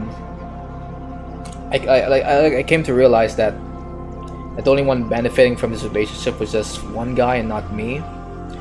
And in some cases, I was actually being deteriorated by just having this friendship with this person.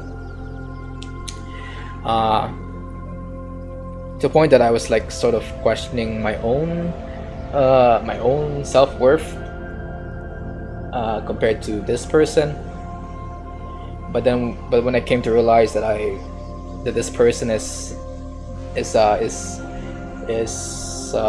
being harmful to my life, I pretty much just broke up said relationship with him and stuff. So yeah, that's just the way things are in my life right now. Working on my finances, not really worrying about other people. I guess another goal I want to have in the next few years, maybe make more friends, because that's something I don't really have much of right now. So yeah, maybe I want to make friends with other people, not really romantic ones, but just friends that I can talk to and stuff, because that's something I would want to do. I don't know, I just want to have fun with other people and share interests, meet people with the same interest, and just have fun with them. It would be fun for me if I meet someone who's also into the same things I'm into, like Blender and stuff, music making. Because I feel like I would gel with those types of people more than the people that I just don't have much same interest as.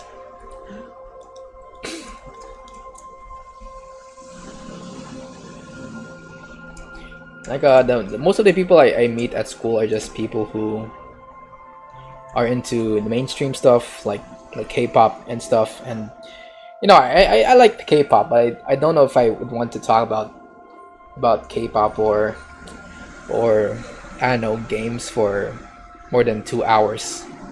And something a topic I'd be much more comfortable talking about is maybe Blender and art and stuff, and maybe even music production if people are interested in that. But unfortunately, in a dental school setup, people are not really into that types of things. they'd rather, you know, talk about, I don't know, like about more mainstream stuff, like like what's in the top 100 Billboard charts right now, or what's the latest mainstream movie out now. And of course, we'll also talk about freaking stuff about dentistry, which, you know, I'm actually fine with talking about dentistry with them, but I don't know. I don't think it's healthy, especially if you're in a dental school. Like, I don't think you can make connections with people if all you're talking about is just your own business, like and stuff. Like, it's like I don't think you can make connections with people if all you're talking about is just what you're doing for work and stuff. So that's why I don't see talking about dentistry as something that would make the best of connections. It can make it's probably best for making work connections, but as for friend connections, that talking about dentistry is just not what you'd want to do with other people. Especially that people you're talking to are just other dentists.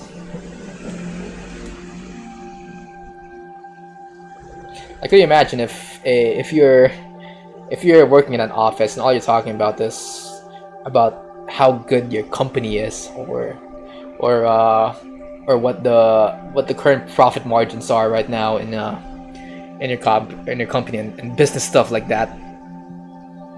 Like I don't think you get to know much about the person if all you're talking about is just your workplace and stuff, you know.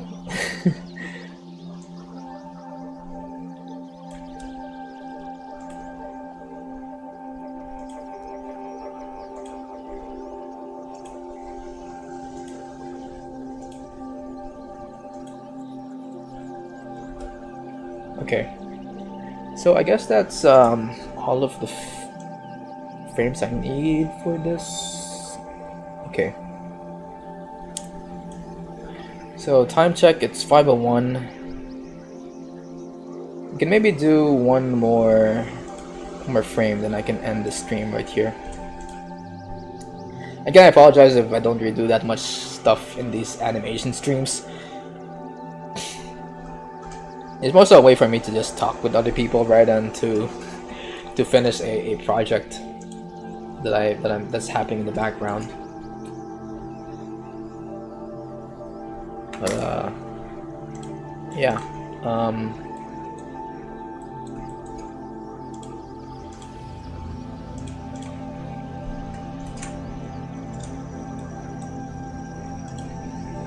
Let me just do this.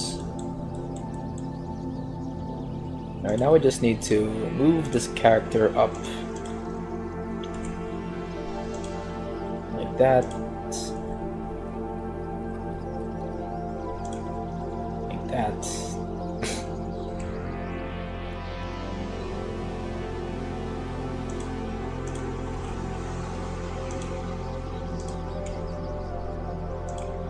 That. Okay. And let's move it in a little closer.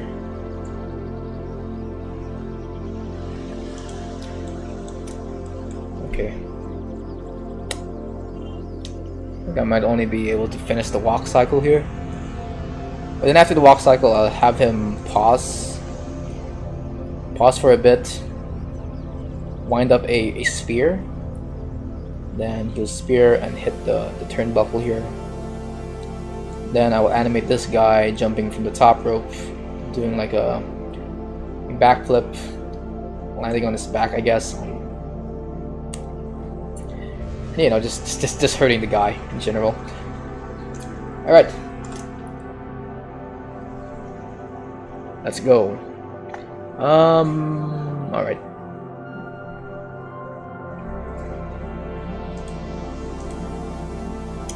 Let's do this. Draw mode.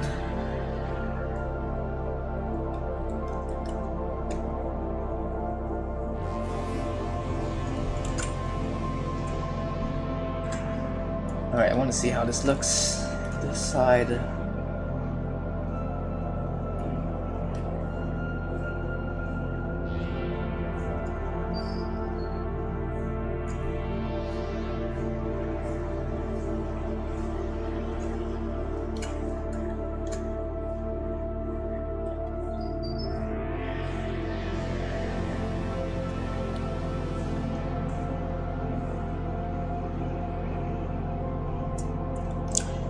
Okay, let's generate another topic in the random topic generator and see what else we can talk about here. What was the best period of your life so far? What do you think will be the best period of your entire life? I can answer the latter question more much easily. I would like my best years of my life to be my adult life, or say by the time I get like I don't know like really old, I would want that to be the best times of my life because just the idea of there being like a downhill in your life sounds very depressing to me. So I would like my life to be a constant uphill battle, a constant uphill battle from when I was born up to my death. So yeah, that's that's how I want my life to play as. But as for what my peak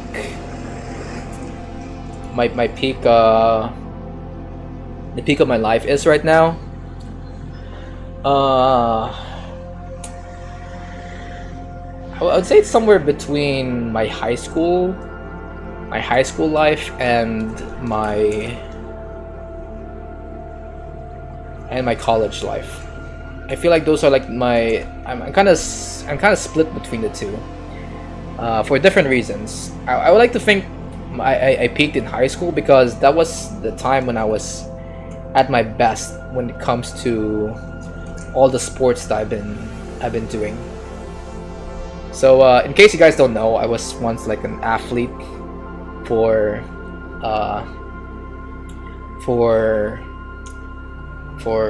was like a serious athlete once, wherein I was training myself to be a marathoner and a swimmer.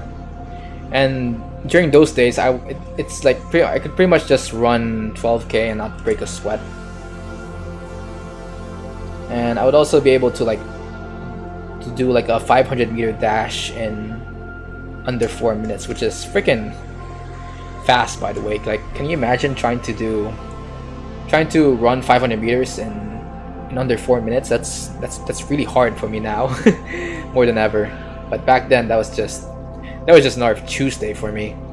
But yeah, that was the peak of my life. And during those days, I was also able to win some podium finishes. Like in my own category, I was winning gold and silver medals for small races around the country. More so in swimming more in swimming than in running, because running is just if you're going to run in the Philippines, the most likely winner for these marathons are most likely people from Kenya who decides to run here in the Philippines. But as for open water races, I'm pretty much getting podium finishes, not only in my own age group, but in the overall category in general. Like, those are the peak stuff in my life. But I'm sort of hesitant if that's my peak. If that's my peak performance in life, because I also remember that times when I would sometimes feel like I'm doing too much sports to a point that I don't really focus that much on the other parts of my life, like studies and making social relationships. Plus, I feel like college is a close contender to that, because while I don't really do anything impressive in college, that impressive, that those sorts of feats in college. It was also this is also the time when I pretty much found my style in my channel, in my YouTube channel, because it was like back in 2022, 2023-ish when my channel started exploding as heck, with the art of making 3D VTubers. And not only that, I was also making animations left and right. And you know, like college for me is the time when I was experimenting on so many different things, to a point that I can pretty much call myself like a jack of all trades. Like high school was when I was good at one specific thing, but in college, college is when I was finally good at stuff that are. I was pretty much like pretty good in so many different things that I could never really become if I was, you know, still training as an athlete and stuff. So yeah, I think college. I don't know if I don't know if college or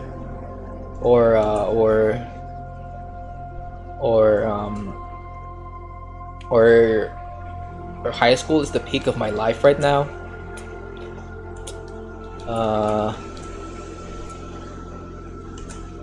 Because I pretty much peaked in in these two in these two eras of my life for completely different reasons. Like I was the best athlete in high school, and in college I'm pretty much the best jack of all trades person, in my opinion. And also in college I was also able to run for student government. I was the dental technician representative for about a school year, until I decided to pretty much transfer from one course to the next,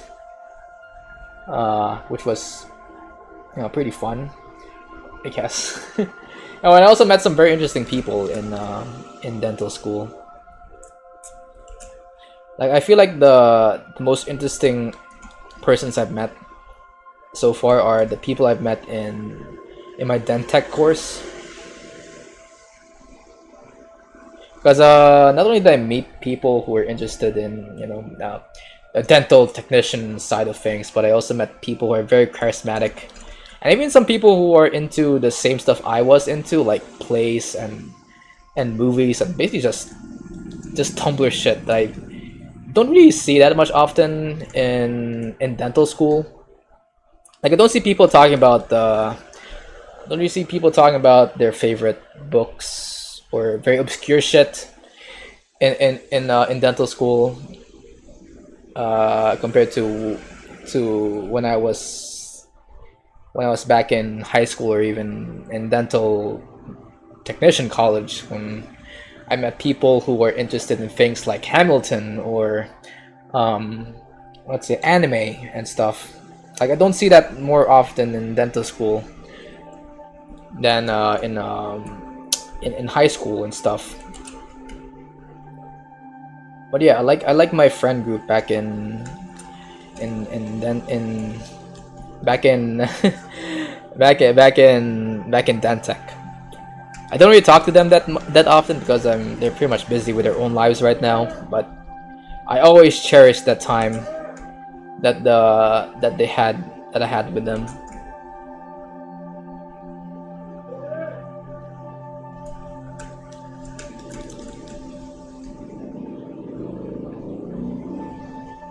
And of course, during college was also the time when I was winning Newgrounds awards left and right. I think as of now I won. As of now I think I've won. I've been placed at Peabot's top daily picks for about 3 times now. And the highest I've ever achieved was being third place was being the daily third place person at one point when I uploaded the animation called Feather, Snowflake, and the Christmas Gift. That was like the highest point of my career in YouTube right now, or in the internet, I mean. And ever since then, people have been noticing what I've been doing lately in the internet. From video essays to just things I just tweet online. Like people are starting to notice me here, which I really appreciate, because I don't really because up to now I don't really talk to much people, and it's only now through this medium that is YouTube that I was able to meet very interesting people that I would never be able to meet if I didn't start this journey I have with you guys. I don't like to call it the parasocial relationship, but it's, you know, it's it really I just find it interesting meeting new people and having a little chat with them every now and then.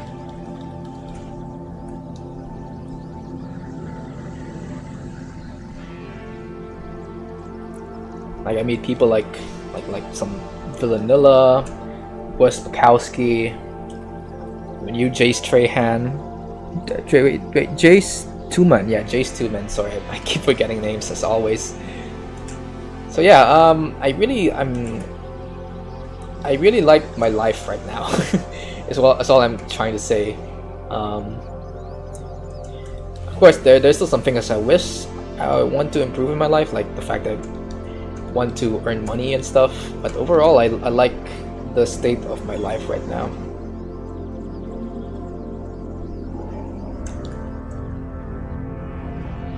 It's just something I can't do if I hadn't started my YouTube channel long ago, back when I was in high school.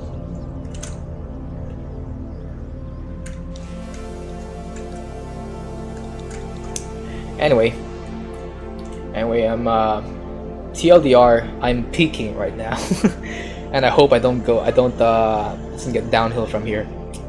Anyway, let's generate a random topic here. When was the last time you worked incredibly hard? Wow. Okay.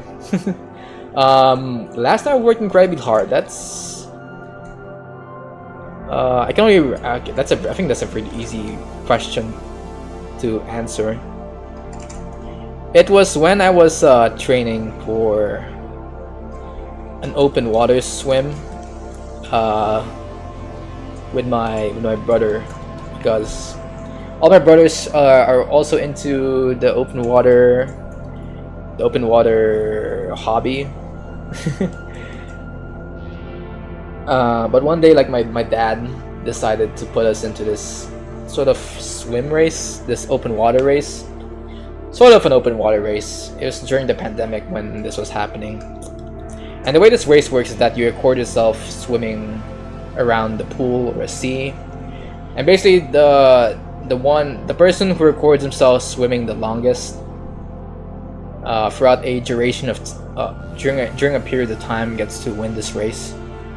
And you know, you can pretty much just submit multiple videos showing you swim each day and all. You don't need to swim straight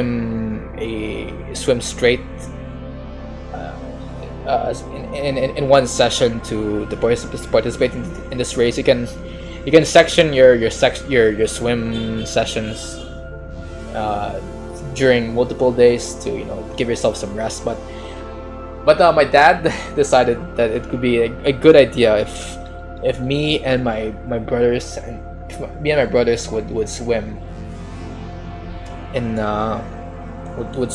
this race for, actually no, my dad once thought that it would be a good idea if he would record ourselves, if he would record us streaming ourselves swimming for basically just the entire day. Like, we started swimming at around 6 o'clock in the morning, and by the time we ended swimming at around like 5 o'clock in the afternoon. And I don't recommend you people do this, but I remember by the time we were finished with it, I was so freaking tired. Like, can you imagine just swimming from 6 a.m. to 5 p.m.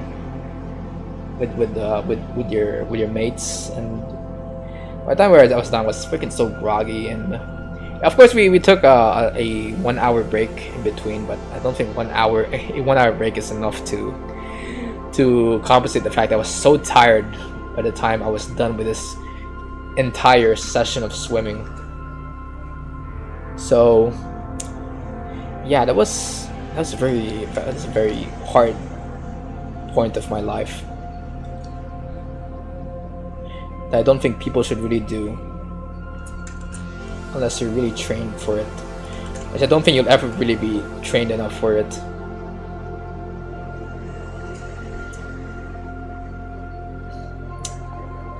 Anyway, let's do one more prompt here. What's your favorite day of the week? That's a boring question. It's like picking your favorite color or something. Alright, here we go. What makes you nervous? What makes you nervous? I don't know, like other people in general. I mean, come on, guys. I pretty much told you guys this. I'm a very shy person. I really find it nervous sometimes to talk to other people. Yeah, I can't really give a very interesting answer to this other than I'm just shy with other people. Let's do another random generator topic here. What's the most disgusting habit some people have? That's the same topic as the other one. Where did you go last weekend? What did you do last weekend? Okay, here we go. Where did I go last weekend? I mean, I just pretty much went to school on Saturday. Then on Sunday, I was pretty much biking all throughout the city. I was planning to to visit the smoothie store and buy my little brothers and sisters some strawberry shakes to enjoy, but by the time I arrived in this strawberry shake store, it was freaking closed down for some reason. I was like so disappointed because this is pretty much the highlight of my entire biking session, and the fact that this wasn't open during the day really melted my heart. So yeah, it was pretty much just biking and shit. I would like to bike to more places around the Philippines, but in terms of places that I can visit in my vicinity, I don't think there's any interesting places to go to. Also, here's the thing about biking around Metro Manila specifically. The thing about biking in Metro Manila is that there's so many intersections here that really interrupts the speed that you're biking. So I'd always be like going at a very top-notch speed when I'm biking, but then I would stumble across a stoplight, and it will all just destroy the momentum I have when I'm freaking biking from one place to the next. And that sucks. I would rather want to bike, or rather want to bike 3 hours straight than to separate that session into I don't know, like 30-minute bikes just because I have to stop at an intersection every now and then. So yeah, it sucks to bike here sometimes. I think it's best to maybe bike here during the early parts of the morning when it's you know, when there's not much cars around to interrupt your speed. But if you're going to biking in the afternoon, it's very inconvenient.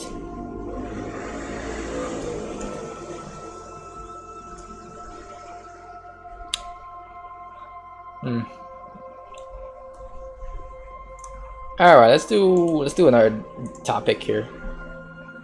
Oh wow, when do you want to retire? What do you want to do when you retire? What do I want to do when I retire?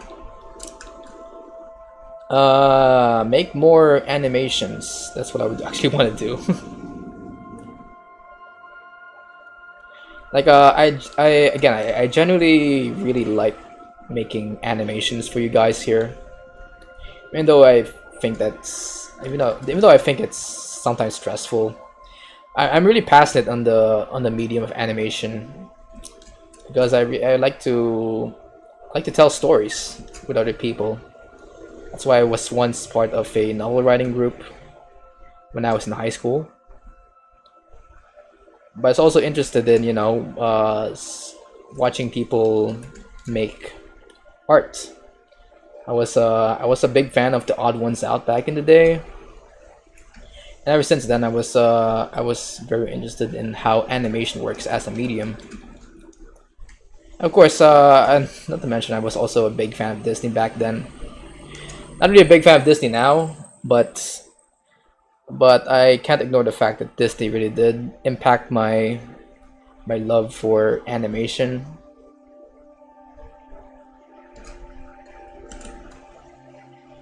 And when I was exposed to the idea of TV being a medium for long-term storytelling, I remember the first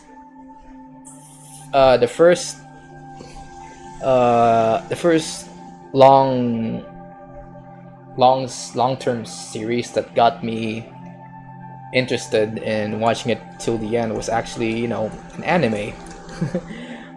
It was, I think, Sword Art Online,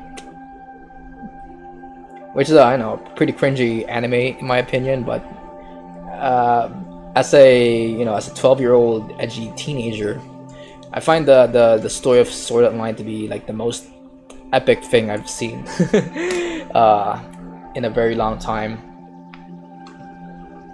So I was really into that. Frick, my wrist is... I'm feeling static on my wrist. I don't think that's supposed to be a healthy thing for me. Okay. This is probably gonna be the last thing I'll draw before I end the stream because I think I'm suffering from arthritis here. Hold on. But yeah, I like to animate. Also, a thing I would want to maybe get into is make music. Not only the music I make in my digital audio workstation, but you know, I wanna also try to learn how to play the piano and stuff. I also want to learn how to play the guitar, and I think I also want to get into making video games, but every time I do, I notice that I don't have any plans on making games with other people. So yeah, I guess that's some things I want to do when I retire.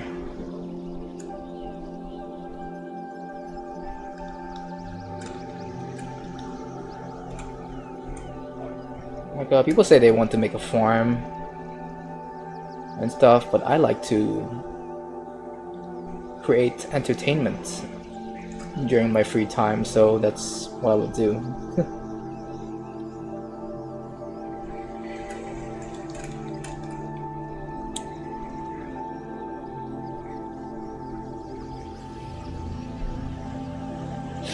Okay, let's do one more topic generator here.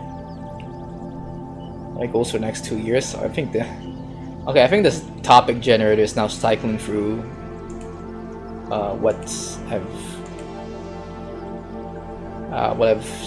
I've said before. Alright, here we go. Have your parents influenced what goals you have? Yeah, definitely. They definitely did influence the goals that I have right now. I think I've told you guys this before, but the reason why I've gotten into Blender was because of my dad. He was really into using Blender for making 3D prints for his dental business. But I was more interested in using Blender for making animated shorts and stuff.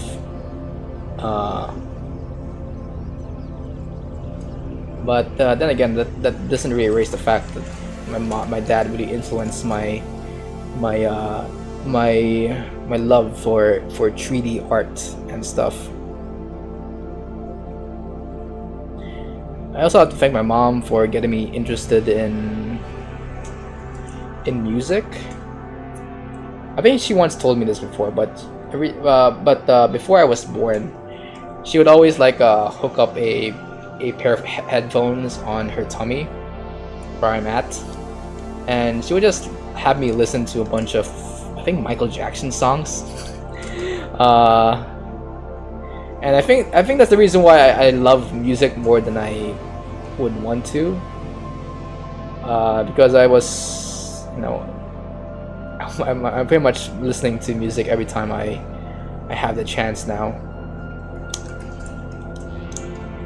But also she also once had me attend a bunch of music classes, although that's really my choice rather than her choice. But yeah, if it wasn't, I guess, for her finances, I wouldn't really be able to be interested in taking up guitar classes or learning ukulele, or even like joining an orchestra one time.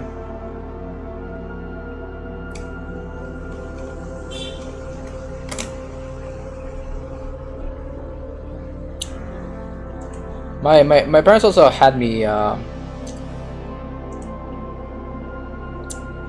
I guess was also into having me read more books back then, which I guess influenced my my love for the story behind what I consume in most media. So if you ever watch a video essay of mine, you can like thank my parents for that, for igniting this interest I have for the story behind this want I have for analyzing the story behind some of the things I consume. So yeah, that's I guess what I have to say here.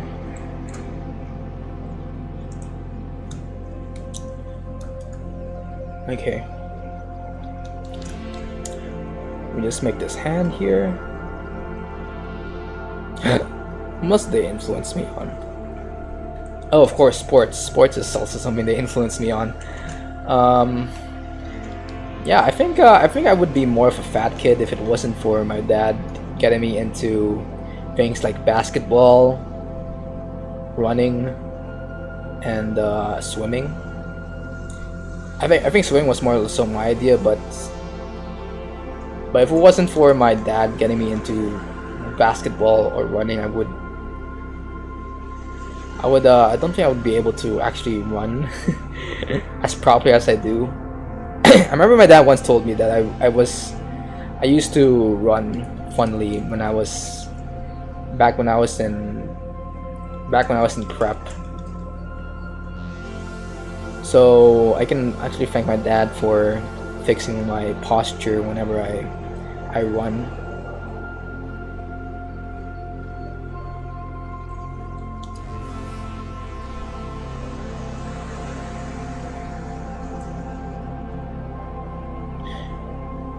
What else?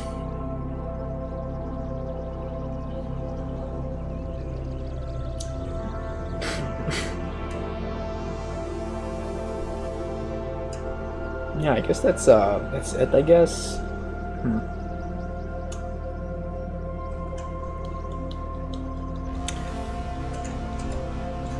Alright. Alright, let's see this thing in action right here. So it goes for the wind up here.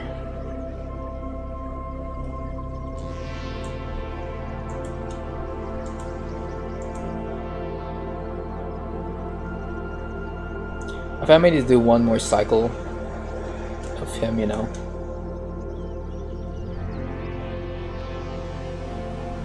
Yeah, I need to maybe like have him do one more step before he does the spear.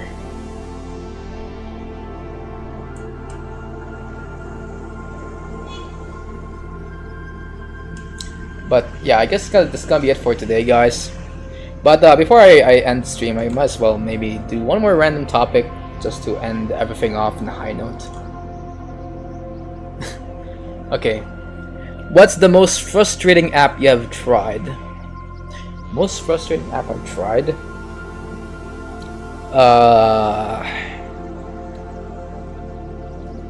I wouldn't say it's an app, but more so like a program. And that's called Microsoft Paint. Actually, no. I think the most frustrating app I've ever tried is probably a tie between Microsoft Paint and Blender, for two different reasons. Microsoft Paint because it's a very primitive app, but Blender because it's while it's a very good app and very good program in general, it does have a very steep learning curve. But I think the win goes to Microsoft Paint here because Microsoft Paint just sucks overall. But yeah, I guess that's gonna be it for today's stream, guys. Thank you so much for watching. If you like what you see, be sure to like and subscribe. I'm gonna be freaking making some dinner now for my brothers and sisters. I'm gonna be making some bangus, some fish, up with some seasoning and some rice. Oh my god, it's gonna be so good today. Anyway, guys, see you guys in the next stream. Now go read a book. Bye bye.